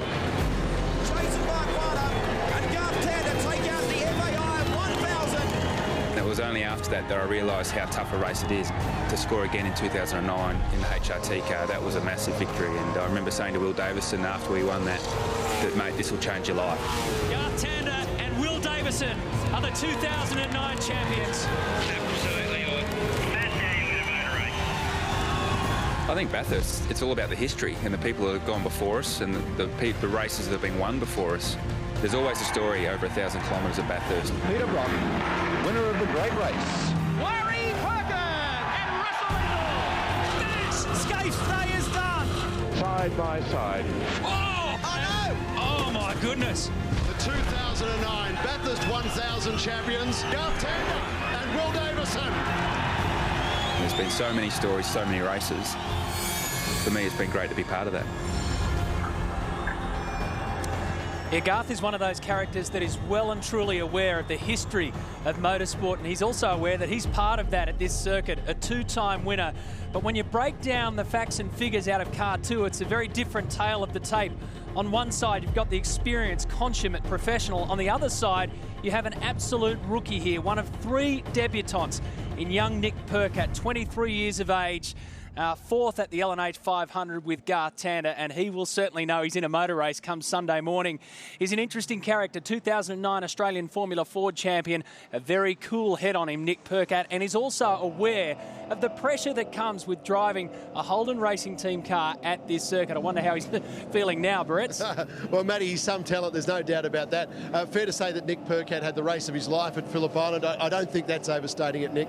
No, definitely. I think I said on Friday at Phillip Island, this is a bit of a sink or swim situation for me. And like I said, I did try to drown myself a little bit, but managed to recover and had an awesome race. But yeah, like I say, the race of my life. And it's really helped me with my career. It's got the phone ringing a bit, so it's not a bad thing to have. Well, we'll ask in a sec who's been calling, but first, coming here for the first time in the main game, the Super Cheap Auto Bathurst 1000, how's the experience been so far? Oh, so far it's been interesting, obviously, with the weather. It took probably a little bit to learn the track in the wet, but once I kind of got a handle on it, I was quite happy in the wet. But the whole experience is just unbelievable. The HRT fans at just at the back of the pits here, it's like you just want to go to the truck and get a drink or something, but it's like you have to go through a sea of fans. It's awesome. It's all new for me, but I'm just soaking it all up and really enjoying it, and can't wait to see how GT goes in qualifying, and then obviously Sunday race day. Now, speaking of which, Garth was here a moment ago. You were having an in-depth chat to him. What briefing have you given him about qualifying? What do you want him to do for you during qualifying? Well, I think it was just about around 206 flat or something. Just casual, just go breeze that out and have a crack. But no, the car showed great pace in the practice session we just had. So it's hopefully we'll be there in the top 10, and hopefully we'll be the provisional pole and carried into the shootout. All right, Nick, will you put your feet up and enjoy it? Before we go, can you tell us who's been ringing you about next year? Just my mum, no. Yeah, that's probably the best of all. Nick, enjoy it. He's got a great attitude, hasn't he, Brits? That's Nick Percat pairing up with Garth Tander. He is a star of the future, folks. Don't worry about that. He's also doing double duty this weekend in the Fujitsu series as well. So qualifying is coming up. Time now for us to crunch some numbers and find out how you get that perfect lap. Here's Larko. Yeah, thanks, Matty. Let's have a little bit of a look at this all-important qualifying session. First of all, It's a 40-minute session, so compared to all the other qualifying sessions we do, it's actually the longest one, and we've got 32 tyres. So I can tell you as a driver, one of the great things about this session, you just keep chucking tyres at the car, and the art to getting a good time here is working out where you can take that little bit of extra risk and manage that extra bit of grip that the new tyre has. So the more you throw tyres at it, the better you get. So the times will obviously come towards the end. Now, one of the real art forms here for engineers is making a comfortable car for the race, because during the course of the weekend, there'll be engineers looking at this sort of stuff. All of these datas, all of these graphs. But if you don't make your car comfortable to drive, you're going to go no good in the race. But for this 40-minute session, what's important is a fast car. So you're going to be changing springs and settings on your dampers. You're going to be raising the roll centre on your car. And I'd like to look at that more tomorrow for the top 10 shootout, some of those more specific items. But the key objective in all of this, because I can tell you where you qualify on the grid for this race doesn't matter a hoot. This is almost about ego with teams and drivers, and I know I've been there. This is all about getting yourself in the top 10, nothing else. Well, Larko, I really love you like a brother, and I'd love you to be down inside the pit garage there, or with my good friend Matt White up in the commentary box. But this is where I'd rather be, right in the middle of the pit lane. And look at this. Take a look above. We've got some blue sky here. So after all the gloom and doom chat about rain, we've got some sunshine on our faces down here, which is fantastic. Just looking at the watch, we've got about 12, 13 minutes to go before the start of this very important qualifying session. I'm just standing outside Stone Brothers Racing, the SP Tools car driven by Shane Van Gisbergen. Last session, practice 5, there is name at the top of the sheets. That's what everybody wants to see here. 2 minutes 7 lap time. Up in the back of the Brains Trust here, we've got Ross Stone, Jimmy Stone, Peter Wallace from the engine department, Ben Croak, and an interesting interloper I've found in the garage area at the moment. Former IndyCar International. We used to see him up on the Gold Coast, and of course that's poignant because in a couple of weeks the Armour Old Gold Coast 600, where we'll be talking a lot about international visitors. Max Pappas, good to see you, brother. Awesome to be here to see the V8 cars. It's just my first time in Bathurst. What can I say? Just an amazing, amazing event. I saw you blow past me yesterday in the pit, and I thought, I don't remember seeing you on the entry list for the Armour All event. You said to me a few moments ago that you're just here because you've always wanted to come and have a look at Bathurst, and what are your impressions? Absolutely amazing. I always kept an eye on the V8 Supercar, over there in America with the experience I got with stock car racing, and definitely something that I would like to do in my near future. So, chance we might see you in one of these cars at some stage? I would definitely say so. I'm looking at it with a lot of interest, and would definitely be something that would be within my interest in the next time coming. It might be a good opportunity for you to square up with your old friend Russell Ingall, because these guys raced together 20 years ago at Oran Park in go-karts. So you might get a chance. You might get a chance to square up. Absolutely. Great to be here. A lot of friends. I caught up with Russell Ingall. Saw James Courtney before. Really love the atmosphere. Family atmosphere, but at the same time, really competitive. Really, really good stuff. Thanks, Max. Great to see you, and enjoy your weekend for the Super Cheap Auto Bathurst 1000. So, look, the best thing about going for a wander during these pit walks is you get to see all kinds of people at all kinds of times. Here's one right now, Alex Davis, an Irwin Tools entry. Alex, not a bad run for you in our very limited dry running in practice 5. What was it like out there for you? The car didn't look too bad. The car was pretty good. Much better than Phillip Island, luckily, because that's so that was a good start. So normally we sort of get a couple of practice sessions to build our way into it. This morning we sort of knew we just had one practice session. I went and pushed pretty hard out the gate. I thought it felt like I did an 8.5. It was an 11.5. I was like, geez, I'm going to have to push a bit harder. I know you've got better things to think about, so have a good run in qualifying. And Alex will be running with David Brabham, our Aussie international, who we see in GT racing. Here's a guy that I want to see as well. Hey, Tim. Hey, bud. Congratulations on the new deal. You stayed with Stone Brothers Racing and with James Rosenberg, and that's great news for you. Yeah, it is. It's great for my future. Continuity again for the next 2 years, and build on everything that we've formed, over the last couple of years. So looking forward to it. And we've seen some beautiful drives from you so far this year. So this is a chance to continue, as you said, with the same group of people and just continue to build. Yeah, I mean, with the championship so close now, you really have to have that bond with your team and your engineer, and keep progressing forwards and finding those tenths of a second. And we've had some good races over the last few races, and hopefully we can continue that this weekend. All right, thanks, Tim. Have a good run in qualifying. There is his engineer, Wes McDougall. These two speak to each other all the time. They're just about married. Now this fellow tries to duck out of the limelight from time to time. James Rosenberg. How you going, Neil? Every one of us in this business at some stage has been very fortunate to have the support of a person like you come comes along and helps young drivers. You're helping Tim Slade. It's tremendous support, and you've just re-signed him. We spoke to him about a couple of moments ago. Well done. Yeah, thanks very much, Neil. No, it's great to be involved with the Stone Brothers again for another 2 years, and Slady, and yeah, we've been in bed together now for a couple, or 4 years actually, and you know, he's starting to pay his dues now. He's really a good young kid, as I know you know. Yes. Yeah. He's a good operator, and we all appreciate your support. Thanks very much, James. This fellow here, he's been dipping in his pocket for 20 years, I reckon I've known him. He's been supporting young Australian race drivers. Another bloke over here, sorry about that, Dave. Daniel Gawn, one of the co-drivers that's doing a great job this weekend. We've seen you do some fantastic stuff in Carrera Cup, and Daniel, get a big opportunity here to do things in a V8 Supercar. Yeah, I'm just intrigued to see how this session's going to play out. Timmy's been driving really well, and all the SBR cars have been really quick so far today. Yeah, well, I know that you've got your fingers crossed. It looks as though these guys have got a good setup in this garage at the moment. We'll look forward to a good result. Thank you. Cheers. Okay, thanks, Daniel. From New Zealand, a lot of Kiwi fans watching us on the other side of the pond. On the other side of the wall, we've got Botlow Racing. Dave Patterson's getting ready, engineer. Here's Paul Dumbrell, team owner. How are you, buddy? No, PD, I'll talk to you in a sec. PD, very important time for you going into qualifying, and you made the recent announcement that you won't be a full-time V8 Supercar driver from the end of 2011, so this is a pretty important moment for you. Yeah, it is. It's one of those decisions which you sort of grapple with for a long time, and so I made the decision last year, and I had my first John Farnham comeback tour this year, so I've got a few more up my sleeve, but no, I'm enjoying it now. Hopefully the next 3 or 4 races towards the end of the year can be quite strong. The real challenge for all the drivers this weekend is the fact that you're grappling with a lack of laps. It was wet yesterday for those 2 sessions. You lost the 3rd session, and this morning you get a handful of laps, so you've really got to do some of that secret driver business to make it work today. Yeah, I've said to the guys, can you tighten up the crutch belt and tighten the lap belt, because I reckon it's going to be one of those laps where you're just going to have to put it all on the line and see where we end up. We know the car's strong. Will and Frosty were strong in P4, so we'll see, mate. Half an hour to go and we'll let you know. All right, go and do your thing. Here's your co-driver. Thanks, PD. Dean Cando, we're nearly out of time, but quick opportunity to say good day, and you've been doing some good stuff with these guys.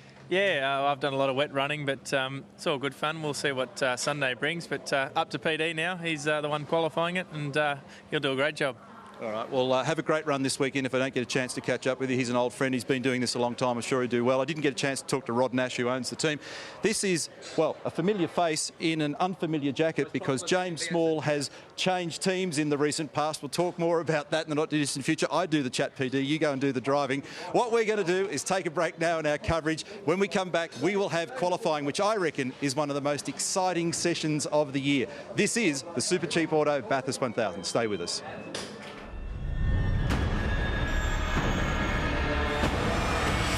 Qualifying at Bathurst is funny because whenever you don't qualify well, you say, it doesn't matter, it's a 1,000k race, it doesn't, you've got plenty of time to fight back. But if you're in the top 10 and you've got a good shot at pole position, that all goes out the window, and it's all about getting pole position. Qualifying is important because you need to be at the pointy end of the field and stay out of trouble. That's number one. The second part is, as race drivers, we all want to be fastest. This is just amazing. The track has just got everything. There's absolutely no room for error. It's extremely fast, it's extremely wild, massive undulation, fast corners, slow corners, blind corners, and it's just a place where you keep getting quicker. Every year you go there, you learn something. And he's made big contact up at Reed Park. Some of the corners across the top of the hill of Bathurst are 180, 190 kilometres an hour. So if you push too hard in qualifying around the Bathurst circuit, you can come unstuck in some pretty vulnerable positions. Oh no! He's hit the fence! No one really remembers who finishes on pole, but everyone remembers who won the race. As far as the drivers are concerned though, there's massive bragging rights. It's such an important lap. One of the most important qualifying sessions of the year.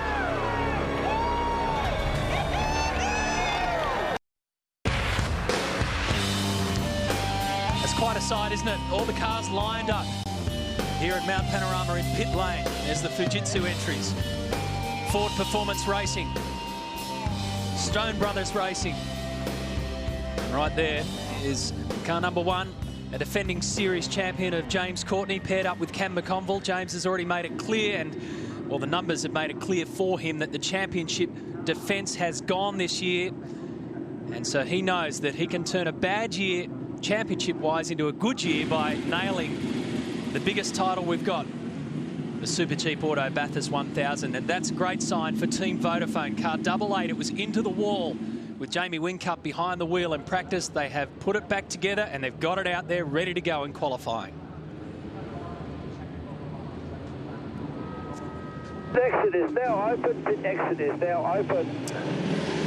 So hold your breath. 40 minutes ahead of us, and they will waste no time getting down to business as qualifying here gets underway for the 2011 Super Cheap Auto Bathurst 1000. They've got tyres to throw at them. They've got pretty good conditions too. It's cloudy overhead, but there's no sign of rain at this stage. The track's nice and dry, but it's as dangerous and ominous as ever. 6.213 kilometres. I mean, we break it up into a whole host of numbered turns, but really we know them by names. Mountain Straight, Griffin's Bend, The Cutting, Reed Park, Sulman Park, McPhillamy, Skyline. They're all there. The S's, the Dipper, Forest Elbow, Conrod Straight, through the Chase, round Murray's. You've seen it before. So 207.603 was the fastest time today set by a young Shane Van Gisbergen, was really on the money and has been this year and also in the Enduros, paired up with John McIntyre. They finished 5th at Phillip Island and they're setting the pace here again. So looking at Russell Ingall on screen, up at the Cutting, number 200 on this car. 200 Australian Touring Car Championship and V8 Supercar events. 447 races. He's not very far away from his 500th V8 Supercar race, which is an extraordinary innings. I thought you were saying his age. Well, that's an interesting subject, that one. But he's had great success up here in the past. He's won up here on 2 occasions. He's one of those drivers with a massive number of miles. In fact, when you look really forensically carefully at his results at this racetrack, one of the great strengths of Russell's performance up here is finishing. He's got a tremendous finishing record. So plunging off the top of the mountain, and as I said when I was wandering around down in the garage there before, Matt, the real trick of this racetrack is to understand its nuances, understand the way the cars change, the way that the track changes, the way the weather changes so quickly. I think one of the things that they need to do in this session now is try and get some space and try and get a banker, try and get a lap time that's representative, then come in and have a think about it, because in most cases the majority of drivers have only had on a decent set of tyres somewhere in the order of 3, maybe 4 laps of running. So they've really got to stand the thing on its nose now in this session, try and get a time logged, then come in and have a think about it, and then perhaps find some time. There's car 12 of Dean Fiore and Michael Patrizzi, and a West Track Racing.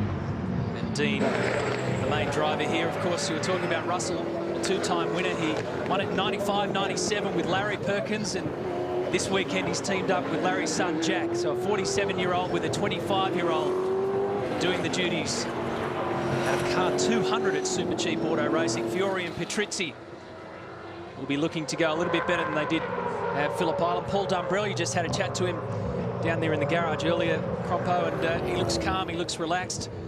He'll be back, no question, but not as a full-time driver. And you got to watch car 55. We always say it. Dumbrell's one of those proven performers in enduro races.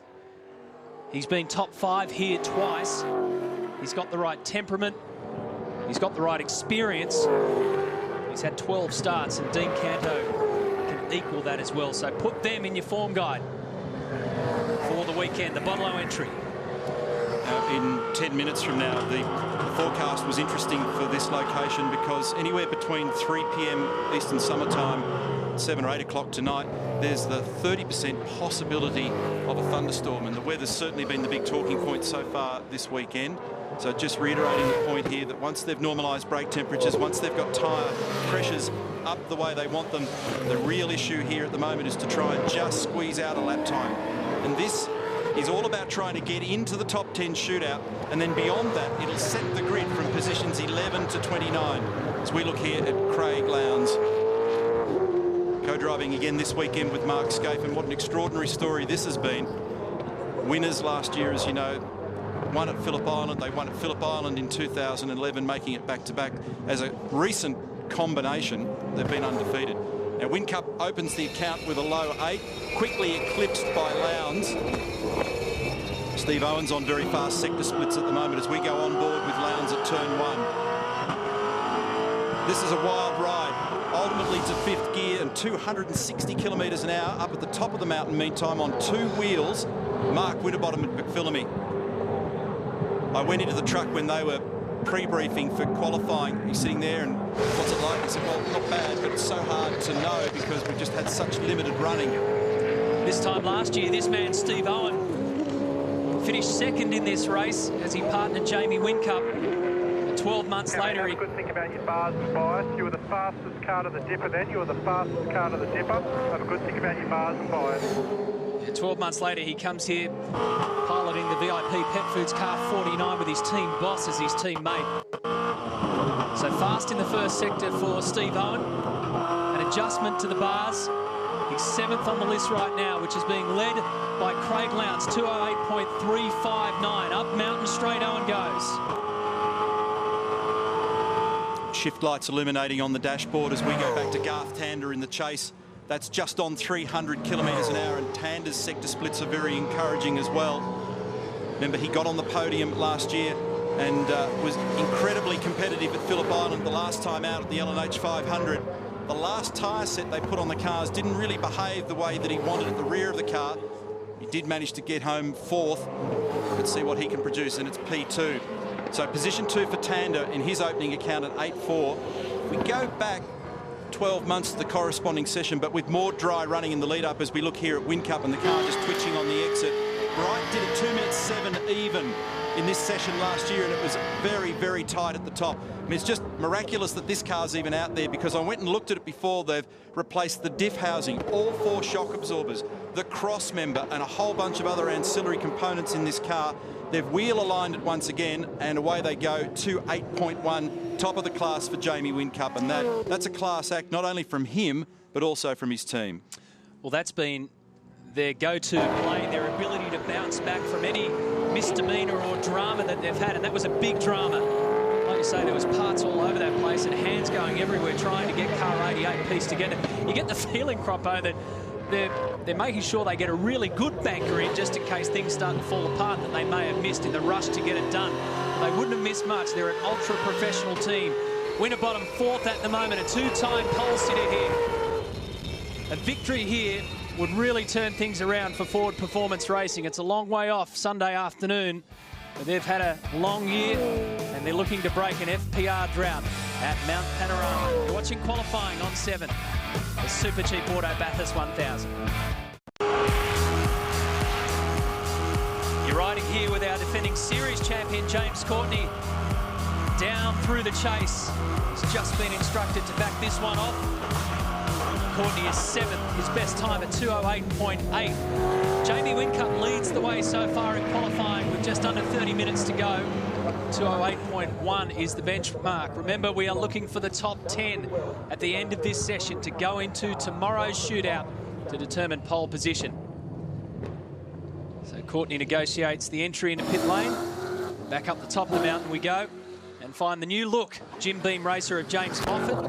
Car 18 had a big spin in practice at turn 2. Managed to miss both of the walls. Comes out of the elbow. They've gone for a premium look this weekend, Crompo, the Jim Beam boys. Car 17's got a bit of a different sparkle on it as well. And James has got the all-gold attack. Cars look fantastic. Earlier in the day, though, James had a real moment. Car doesn't look like it's riding as well. It's not damping perhaps the way they want it to across the bumps there in the chase, but he spun the car at turn 2. And generally when you do that, you know, it's not a question of walking away, but you end up with car damage off the other side of it, but he got away with it very lightly. But, he's put in some very strong performances so far this year. And here's a fascinating story that we'll be following this weekend. The Shannon's Mars Racing entry of Grant Denyer, who has, of course, raced here before, and young Cameron Waters, 17 years of age. He will be the youngest ever starter in a Bathurst 1000 event on the weekend after winning a competition, a reality TV show competition, to secure the drive alongside Grant. This car is prepared out of Kelly Brothers Racing, which makes it a 5-car garage now. And Cameron Waters from the Kelly Brothers hometown of Mildura, so there's a A lot of synchronicity there, but he will make his V8 Supercar debut at Mount Panorama on Sunday. And how's this for a twist? He's on his L plates. So he couldn't even drive up here solo. He had to sit next to a fully confirmed driver. He will sit for his P plates on Wednesday. I'm not talking about Grand Denyer, I'm talking about Cameron. So Cameron will sit for his P plates for his road licence on Wednesday. Before that, he'll have to tackle the mountain alongside Grant. So Jamie Whincup leads the way, 2:08.11. A little bit of downtime in this session. Most of the cars lined up in pit lane.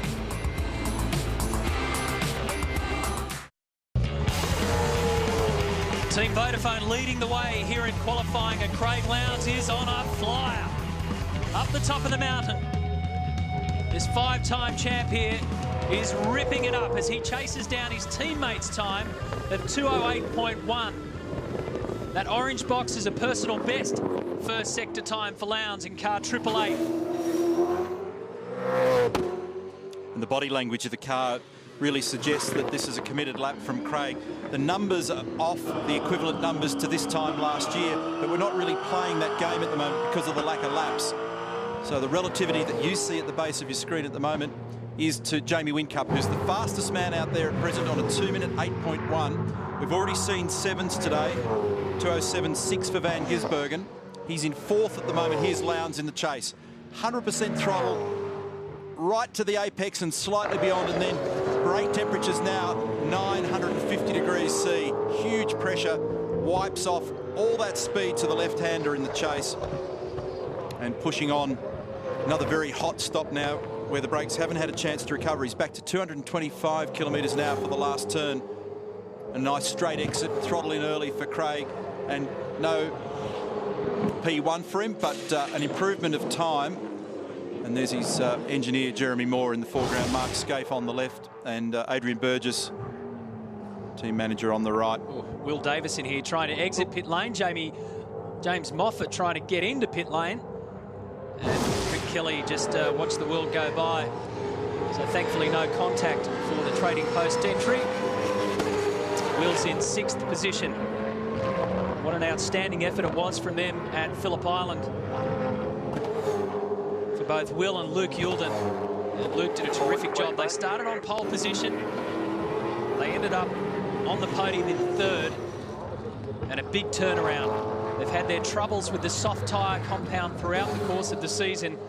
They were glad to see the back of it, and they instantly got results when the hard compound tyre came back to them at Phillip Island. So Whincup continues to lead the way here. 2:08.11 is the time to beat. An extraordinary bounce back from a big crash in practice. Matty, and I've got to add, what's more extraordinary about that bounce back? I mean, it was a big hit. The guys did such a good job there. I just watched carefully the first pit stop they did, and not a spanner was put on the car to change anything. And even, to me, very, very interesting, very rare to see down here.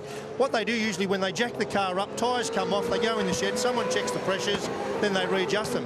They jacked their car up and they didn't take the tyres off. No one got near the car until they checked the pressures. Now that says to me they're down to microns almost, half pound I would say, in terms of getting the pressure right in that car. So that shows how correct they repaired and wheel aligned and rectified that car and shipped it. Fantastic job.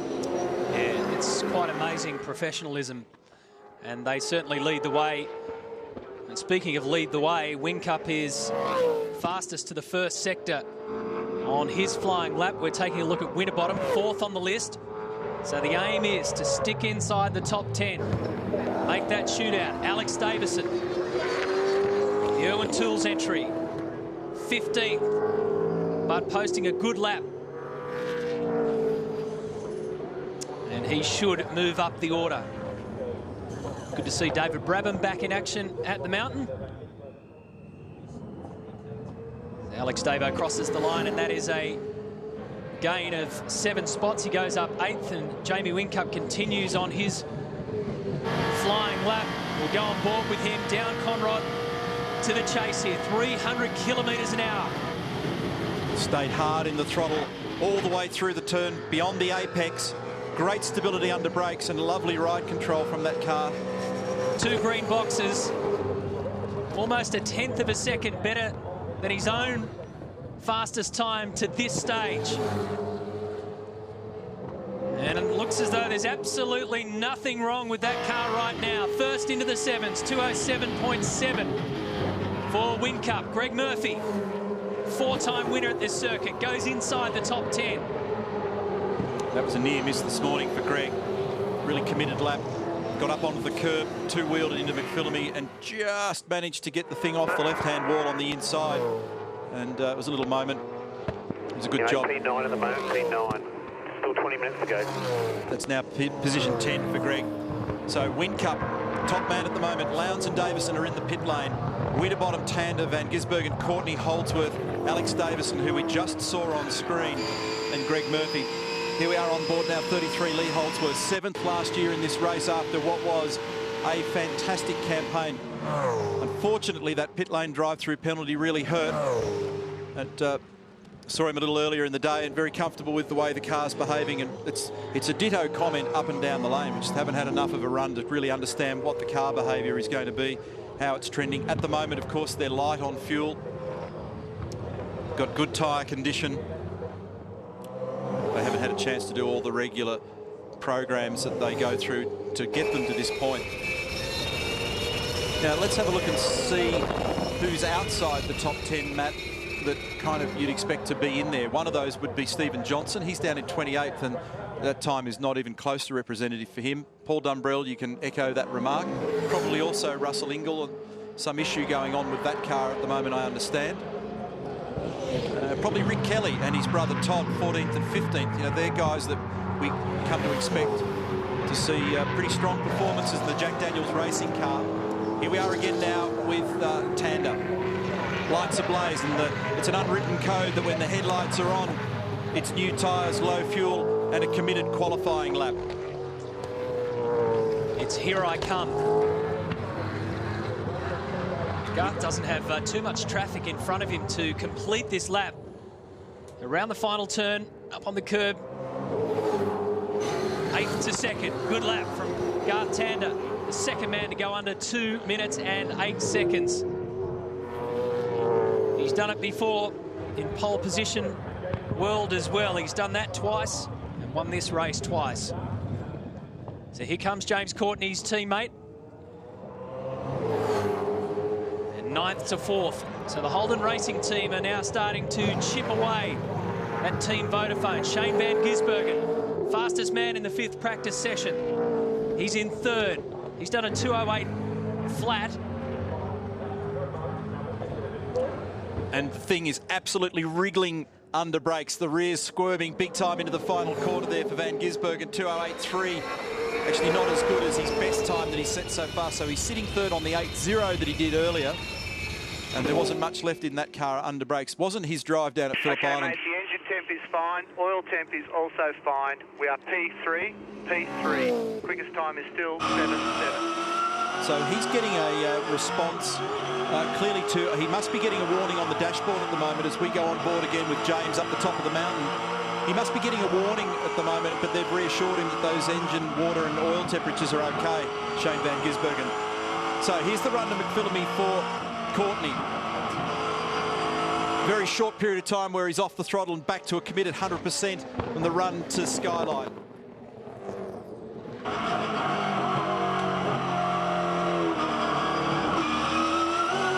Pops up on 2 wheels briefly. This is the shift 2nd to 3rd. Blind right-hander. Okay, mate. Yeah, that'll do, please. That's all right. P4 at the moment. Just give us a rundown now, please. They've played that strategy a couple of times with James. Take it across the top of the mountain and then back her off on the way down here. He had a clear track to do it. So Courtney comfortable in 4th. A lot of time, though. 16 minutes remaining in this session. So that's a lot of time, especially if you're a regular viewer of the V8 Supercar Championship. Happy hour can really get ugly. But you just got to remember that the lap is long here, and so is the out lap. So we're going to take a break. It is Whincup at the moment. Provisional pole. They're trying to find a way into the top 10. We're sorting the grid. Stay with us.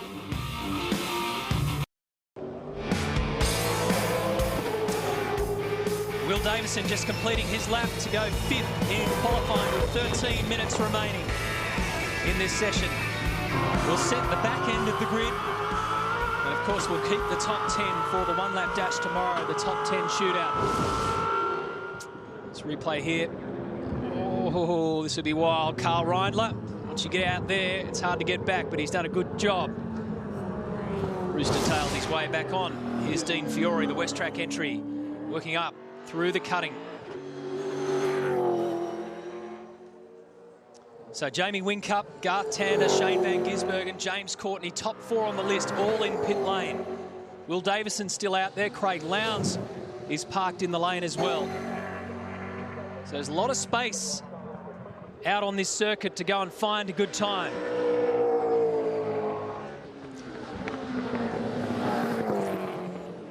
Dean Fiore is second last on the timesheet, so he'll be bringing up the rear of the grid unless he can make a move quickly. This is that period of qualifying where you know within minutes it's going to get really busy. And you know what's really weird about that, Matt, is that you look at the time that Dean's achieved there, a 2-minute 10-second lap. Is not a bad lap time, but it's just the nature of how competitive it is out there at the moment. It's very, very difficult to claw those spots further up the order. Back to Murphy, Pepsi Max, position 12 at the moment. He's done a 2:08.6 Crompo, Greg Murphy, and we were talking about the moment that he had in practice earlier today up at Skyline. And he was on track for a 2:07, so that car's definitely got pace in it. Murphy, of course, has pace in this circuit. Should be fairly clear up the mountain. He no longer owns the fastest lap around this place. That goes to Craig Lowndes last year, did a 2:06.80 in practice 5. Murph still has the qualifying record, the lap of the gods in 2003, 2:06.859. Jason Barguana there in 20th on your list for the Jana Living entry. Only had 2 laps before this session because of the rain delays yesterday, and then conked out on them with Shane Price behind the car, so they had to change the engine with car 14. We're riding here with Mark Winterbottom. He's position 9 at the moment. Let's just have a bit of a listen to how much throttle he carries through the chase. Let's listen. Big commitment. Big commitment. And our computer indication is this is going to put him somewhere up in the top 5. Honestly, you're kidding. Just when you think he's got to back off, he's got to back off. He doesn't back off. Second gear, final corner. Splits look nice. Should be a 7-something. Winterbottom, 2 minutes, 7.98, position 3. So now exactly 10 minutes remaining in this session. The critical 10 minutes of the final qualifying. Back to the top of the mountain now, Lee Holdsworth. Fujitsu, Valvoline and Gary Rogers Motorsport. Now, Lee at the moment is on the bubble. He's position 9. His teammate, Michael Caruso, is 10th. They chose to come up together in a little motorhome, these guys, so they had the road trip on the way to Bathurst. Neil, as we enter that last 10 minutes, it's interesting. Shane Van Gisbergen sitting quietly on the pit lane here, just waiting. Now, most of these teams are putting on 3 and 4 sets of tyres during this qualifying session. As we know, when you go out there on a green tyre, it lays down a little bit of rubber each time. Now, do the numbers. There's 29 cars, 4 tyres each. That's about 116 tyres put down their rubber each time. Now, multiply by that 3 or 4 there. So there's 300 or 400 tyre worth of rubber going down on the circuit. A little bit of rubber, a little bit of speed. So I'm guessing the last 3 or 4 minutes of this session, red hot. Not only that, Larko, all the cars will be out there.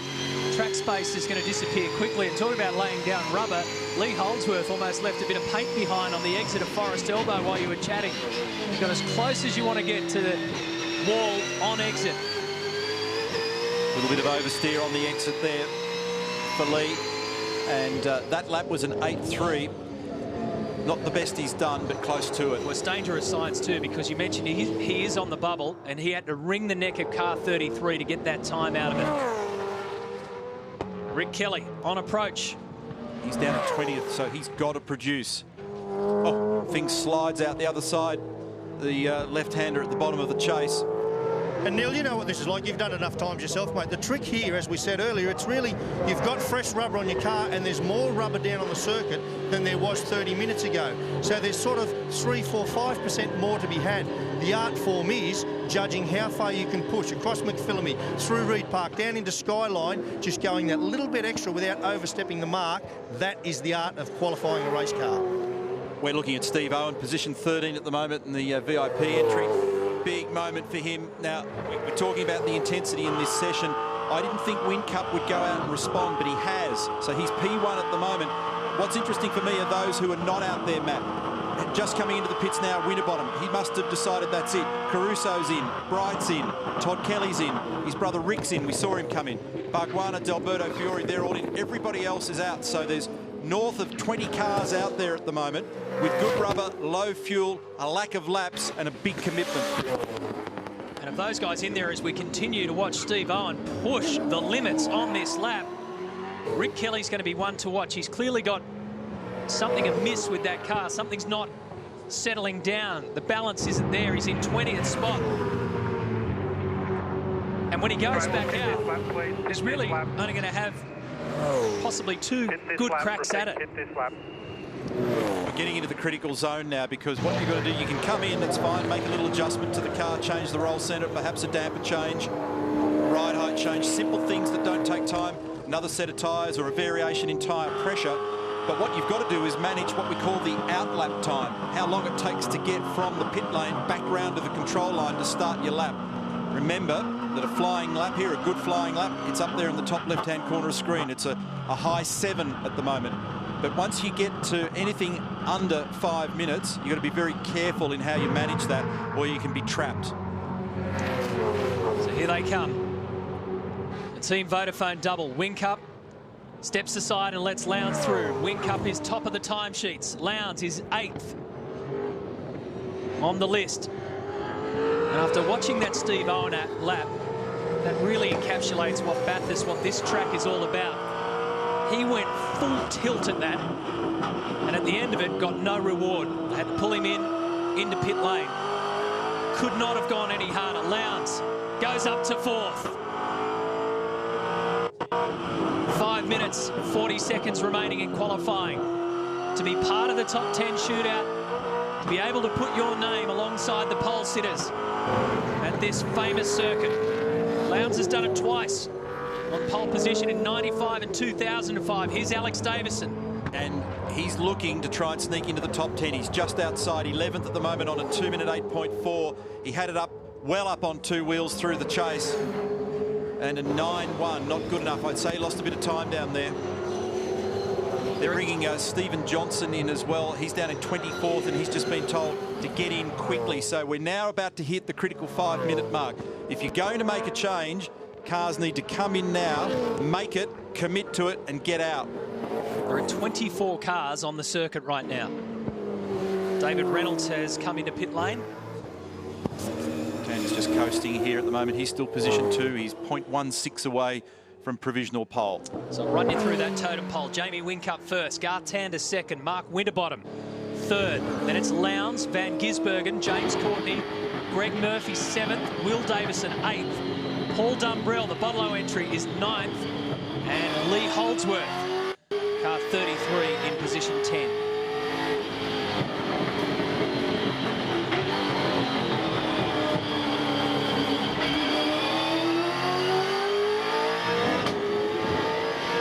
So all very quiet on the pit lane at the moment, and the last 2 really competitive cars to depart on new rubber were Mark Winterbottom and Lee Holdsworth. Now, Mark Winterbottom, front shock absorber change now. I'd say they've just gone a little stiffer.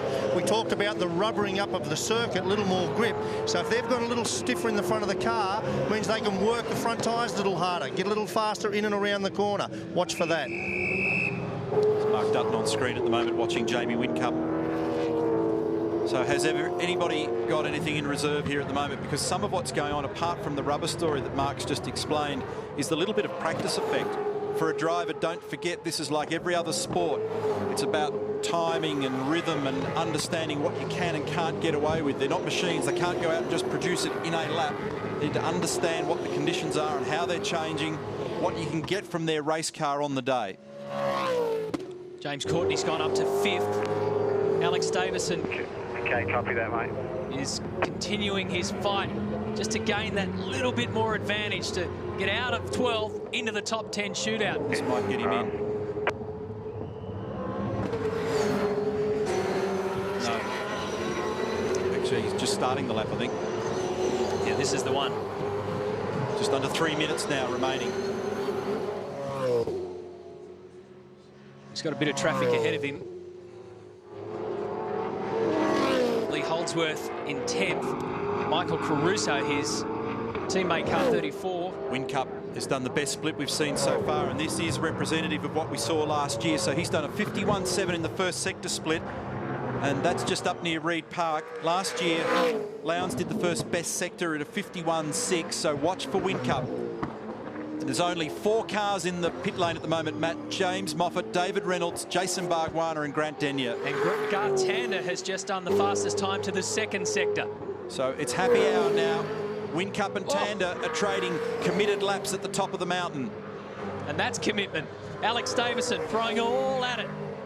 Oh, so close to turning that car around, Davison. So Whincup's on his way to the chase. Tander's on his way to the last corner. Here he is. He's got a green box next to his name after Sector 2. Everything's looking good for Garth Tander. Can he become the provisional pole sitter? Does he push it? Yes. 207.6. But watch for Whincup, who's about 400 metres behind him at the moment. Whincup's just coming out of the chase, and here he is, down to the last corner for him. Is he going to be able to snatch this back? This is for provisional pole. He was quickest at the first sector, not the second. Now Whincup, does he fight back? 30 to go. He stays where he is. P3. So Tander makes a dive with a 207.66 to lead the way. And Winterbottom P2 on that lap as well. So how tight is that? 207.6 for Tander, a margin of 5/100ths. Have a go here, the replay at the top of the mountain of Alex Davison. He gets up on the curb, and it is literally thousandths of an inch from the right rear bumper to the concrete wall. He got away with it. Shane Van Gisbergen has been shuffled down the list, courtesy of that epic fight going on at the top. So Van Gisbergen is 7th. This is his last throw of the dice. So Will Davison 9th, he's in the pit at the moment. Paul Dumbrell's 10th. So let's think about those that are just on the fringe at the moment. So Murphy 8, Will Davison 9, Paul Dumbrell 10, then Alex Davison, his brother, 11th, Michael Caruso just outside, and basically everybody bar Will Davison and James Moffat on circuit. Big lock-up for Van Gisbergen, run wide. The lap's that'll be a disaster in terms of time. He came unstuck. Basically, when the brakes locked, can't steer the car, and he ran very wide through the dipper. Now the split looks fantastic for Winterbottom, and we know that he has fabulous qualifying form. There is traffic at the elbow, though, and he needs some space here. Smooth, committed throttle on the exit, uses all of that road. He'll get the run down the inside. We're 0 on the clock, and look at this. This is for position. Winterbottom passing Tander, interestingly, because Tander's the man that he's trying to knock off. Here he is, let's listen. On the limiter, as it literally bounced across the bumps there, it's at 7,500 revs. That's 303 kilometres an hour with the diff ratio in the car. Winterbottom for Ford at the moment on the run to the last corner. Building speed again, 4th gear, 225 kilometres an hour. This guy is the master of pulling it out at the last second. 2-time pole sitter here. And he stops the checkered flag, but not good enough to knock off Garth Tander. Just fell away, and only just fell away. First and second sectors there, we lost in the third sector P2 by 4/100ths. Great effort, but... It's harsh, isn't it? To say we lost it in the third sector. It's 5/100ths of a second, the difference. Now Greg's in at the moment. Here he is in the Pepsi Max entry. Position 9, Will Davison 10. Just outside is Paul Dumbrell and Alex Davison. Michael Caruso, they're on circuit. Remember, there are laps that are still being completed, even though you're seeing the clock counting down to 0. Checkered flag is out. It's not over until they've all crossed the line. Oh, no. Bargwanna in the wall, big time. So Bargwanna, who's down in 21st in the Jana Living entry, has gone in very hard somewhere. And position 4 here for Greg Murphy in the Pepsi Max entry. What a fabulous lap in the last moments. Check out David Reynolds here, because he's had a hell of a qualifying session. He's really done nothing up until this stage. And from 18th, Davey Reynolds goes to 4th. Well done. Can you believe it? That pushes Steve Owen down to 10th. Well done, mate. Well done. And there's your provisional pole sitter, Garth Tander. Always looks very cool and composed. And Jamie Wincup's done a fantastic job. But what about this bad luck story for Jana Living Racing? It's a lot of damage down the left-hand side of that car. Fully worked out where it is at the moment. It must be up near the dipper somewhere. So here's the replay. Oh, he's gone in very hard. That's big contact. That's straight ahead off Skyline. He hasn't been able to... There's a left-hand kink in the road. You saw all the marshals jump back because that impact was very big. Here he is again. This is after the impact, and so it's parked right on the outside of the road in an awkward spot at the dipper. Jason Bargwanna, let's hope he's all good. There's Garth Tander. And that's been a great run from him. And what about, I mean, Greg Murphy, he just stands up in the saddle, doesn't he, for this race every year. Tander and Percat, 7-6. Winterbottom position 2. Whincup 3. The margin between the top 3 guys is just insanely tight. Then David Reynolds, Stratco Racing, Greg Murphy, Pepsi Max crew. I mean, just it's an all-star list in there, and that was a great battle for the top 10, Matt. Yeah, and that's how they will line up in reverse order for tomorrow's shootout. But these guys are all have their positions locked in for the start of Sunday morning's race. Will Davison will start from 11th position. His brother just couldn't fight into the top 10. And an awkward day for the Kelly brothers. Rick Kelly in 16th, Todd there in 19th. Fabian Coulthard and Craig Baird starting from position 20. And one of the big questions will be what will happen with car 14. Jason Bargwanna heavily into the wall. Dean Fiore and Michael Patrizzi, Grant Denyer and Cameron Waters to bring up the rear of the grid. Barretts, what do you got? Oh, I've got Jamie Whincup. Absolutely remarkable, Jamie, to come back from where you were almost not getting out there for qualifying to finish in the top 3. Yeah, I got the best team here. Yeah, the boys, bet 20 guys were on the car. And it was straight, it was perfect. Car was excellent, so couldn't be happier with it. It's really consistent. We can keep banging out big times. We got pit there in the end, but we've got a great shootout car. You come a long way in one session. That was incredible. Yeah. I was kicking myself. I went a bit soft into the kink for the first lap. I just wanted to just nail it. I just wanted to forget about it. But I got a bit soft, mate. I backed off where I crashed, and second lap I was all good. Amazing recovery, Jamie. Well done. Oh, thank you. We're in good shape again. Cheers. Incredible, isn't it? Up to third after having to piece that car back together. But Garth Tander is the provisional pole sitter for the great race of 2011. Stick around. We'll be speaking to Garth right after this.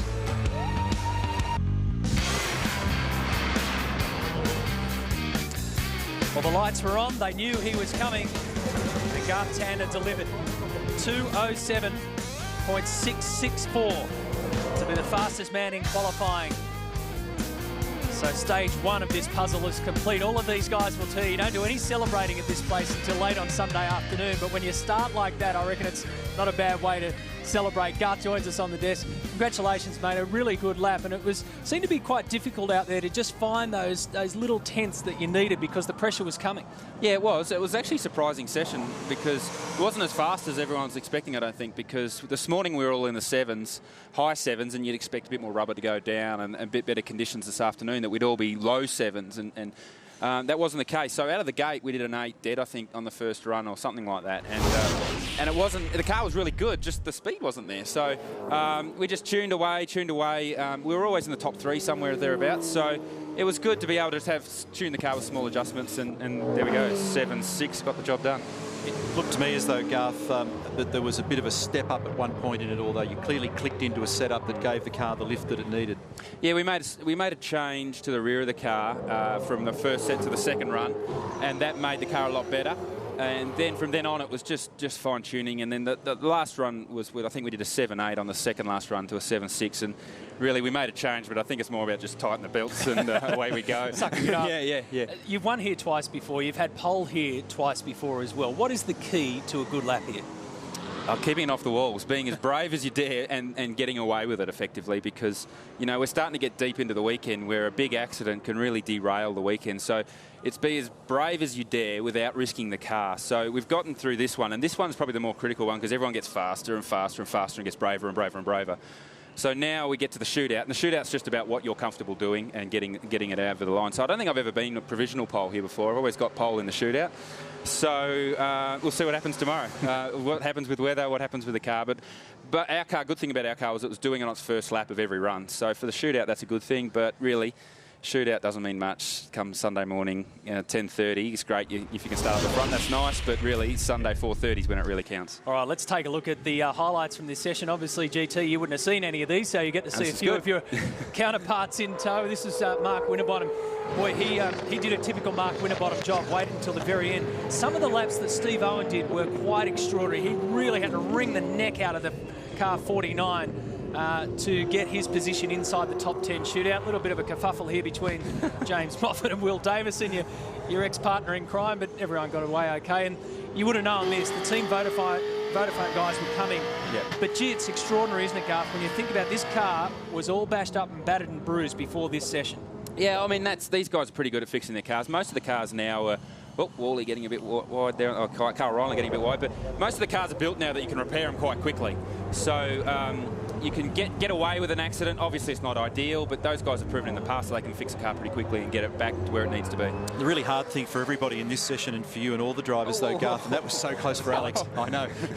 you puck it up in here then, and we all did at the time, and I reckon he might have as well. And here you go. This is you in full flight. But the point that I wanted to make here is just so hard when you lose all that time yesterday, and basically you've just got to pull a bit of stuff out of the sky and glue it all together, both as a driver and for your engineering team, don't you? It's a little bit of pin the tail on the donkey. Yeah, it is, and really it's a case of how well the car comes out of the truck, and effectively the car only came out of the truck this morning. We did a lot of wet running yesterday, but that doesn't help us today.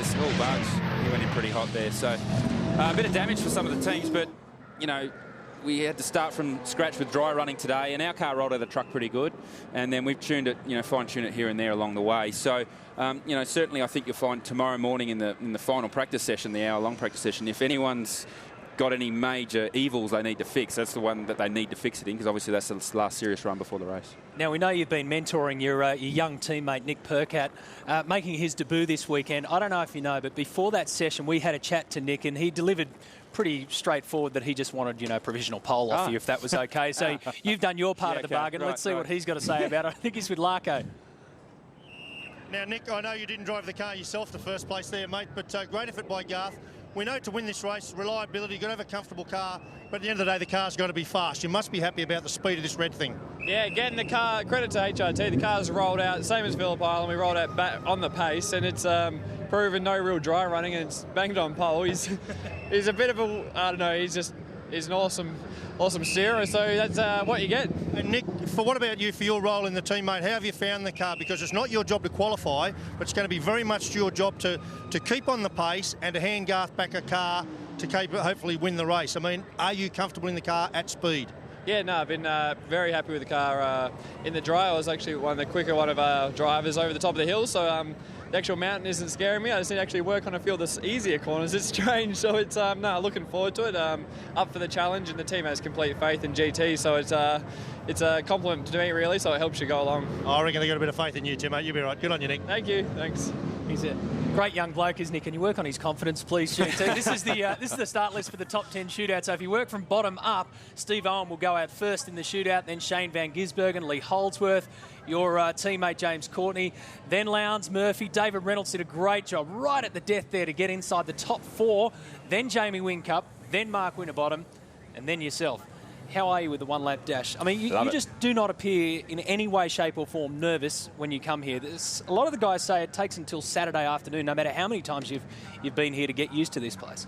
No, I love the shootout. I mean, that's one of the most purest part of the weekend is the green tyres, the track to yourself. Everyone's focused on you. So I love that. I really enjoy it. So, yeah, looking forward to that. I really do enjoy it. I would have actually preferred if Winterbottom went last and I went second last, just to pile a bit more pressure on him for the shootout. But the real story is not the job that he did in qualifying or that he'll do in the shootout tomorrow. The real story... Can you feel a setup coming on? Yeah, hang on, what's going on? Is that the family's here. Yes. So he's doing nappy changing the whole bit. Yes. So it's a little bit of ride height, a little bit of damper change and change a nappy at the same time. Leanne and your beautiful little girls here as well. Yeah, I do my track maps with Scarlett in one arm and writing notes in the other, and then nappy change. And wouldn't that be good to catch up? It's great to have them here. That we're here in the motorhome and family holidays, national lampoons at the Tander household. So having a great time, and she sleeps right through the night, so it's been good for us that we can get plenty of rest and go driving through the day. Well, we'll check in on Sunday morning and see how the sleep went on Saturday night. Well, listen, great job today, fantastic effort, and we wish you all the best. You and Nick Perkett, certainly ones to watch this weekend. Thank you. Provisional pole position for Garth Tander. More to come from the mountain. Stick around.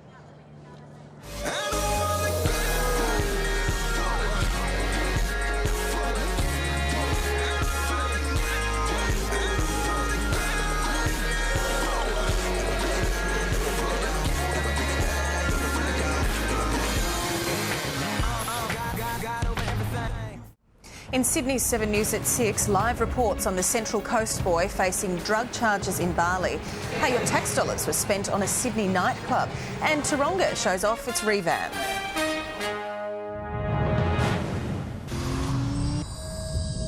A mountain of history, a mountain of drama, oh my goodness, and a mountain of action.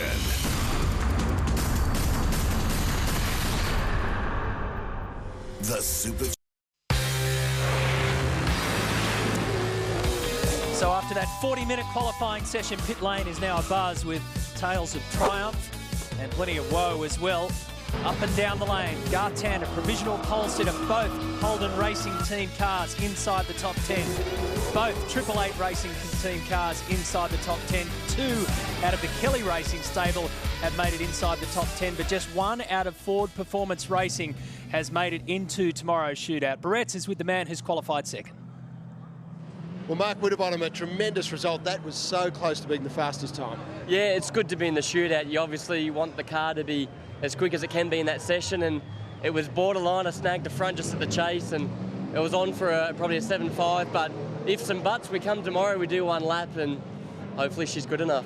This has become your specialty. You must be pretty confident about the top 10 shootout tomorrow. Yeah, I actually enjoy that shootout, and the later you are in the day, the better it normally is. So, but this place, Bathurst, you put green or new tyres on and you just try and rag the thing as tight as it will go, and that's just the best. I love that. Qualifying is the most fun. It's you and the clock, a set of new tyres, and you belt around as good as you can. I love it. Love it when you get excited, Frosty. All the best for tomorrow. Doesn't take much, just a lap of Bathurst, that's it. Spud Murphy, when we arrived here at Bathurst, sort of haven't seen as much as I like to serve you during the year, mate. Sure as anything, first time sheet, second time sheet, there you are. What is it about you and this joint that drags the best out of Gregory? I think you asked me that question last year, didn't you? Well, the same thing happened, mate. So what is it? I mean, you love this joint. There's something you drag out of yourself in the car here. Yeah, listen, I definitely feel comfortable this weekend. The car does feel good. We obviously haven't had as much running as we'd like, but you know, I was quite confident going into qualifying with the way the car felt this morning, and it took a bit longer than I hoped to get into the 7s then, and I sort of would have liked to have done it not on the last lap, maybe done it a few laps earlier, but yeah, it does feel all right, and it's just coming to grips with that. You know, it's I know it's hard to believe, but learning cars and how different they are and how they behave and getting that confidence in them actually takes a little bit of time. But knowing the track as good as I sort of do and enjoy it as much as I do, I don't know why, it just happens. Anyway, I'm with you, brother. It's not hard to believe that at all. So anyway, good luck for the weekend, eh? Thanks, Larko. Cheers, mate. Hey, Dave Reynolds, absolutely superb. You'll be 4th last out in the top 10 shootout. Your first top 10 shootout here at Mount Panorama. Yeah, that's right. That was awesome. Awesome job by the boys. You know, we had such a bad day, and then to do that makes me want to cry, you know, like they changed an engine, they did all our engineering changes as well that we wanted, and to turn the car around and produce that was awesome. That's fantastic.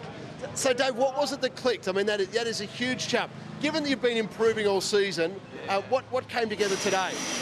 Well, basically that was my first practice session. I've done no dry running till then, so I was always going to get more confident every time I went out. But the last one, they put a set of tyres on. They go, you're going to have to go fast on the outlap to make the checkered flag. So I just went mental and chucked it down the hill and stomped on it onto Conrod Straight, and P4's not too bad. It's pretty good. Well, I hope you've saved some stomping for tomorrow. Keep that frame of mind, mate. Well done. Thanks, mate. Cheers. Appreciate it. There you go. That's how you get inside the top 10 at Bathurst, courtesy of David Reynolds. You just go mental. He waited 40 minutes, but it was certainly worth the wait. Stay with us. We'll be back after the break as this season of endurance rolls on. This weekend, while all eyes are on Mount Panorama, 1,000 kilometres north, the Gold Coast is getting ready for something special.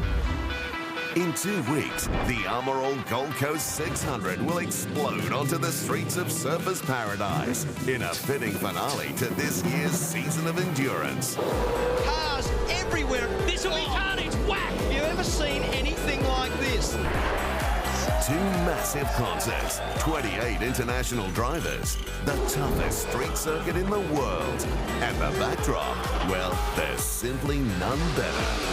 The Armor Gold Coast 600 is a motorsport experience not to be missed. And for the first time ever, it'll be broadcast in Australia in spectacular high definition.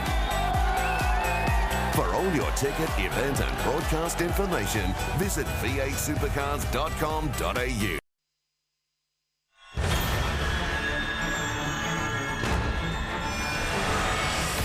It's a very, very nervous time, those few minutes leading into the shootout when you're sitting in the car, strapping your belts on, your heart's racing at a million mile an hour.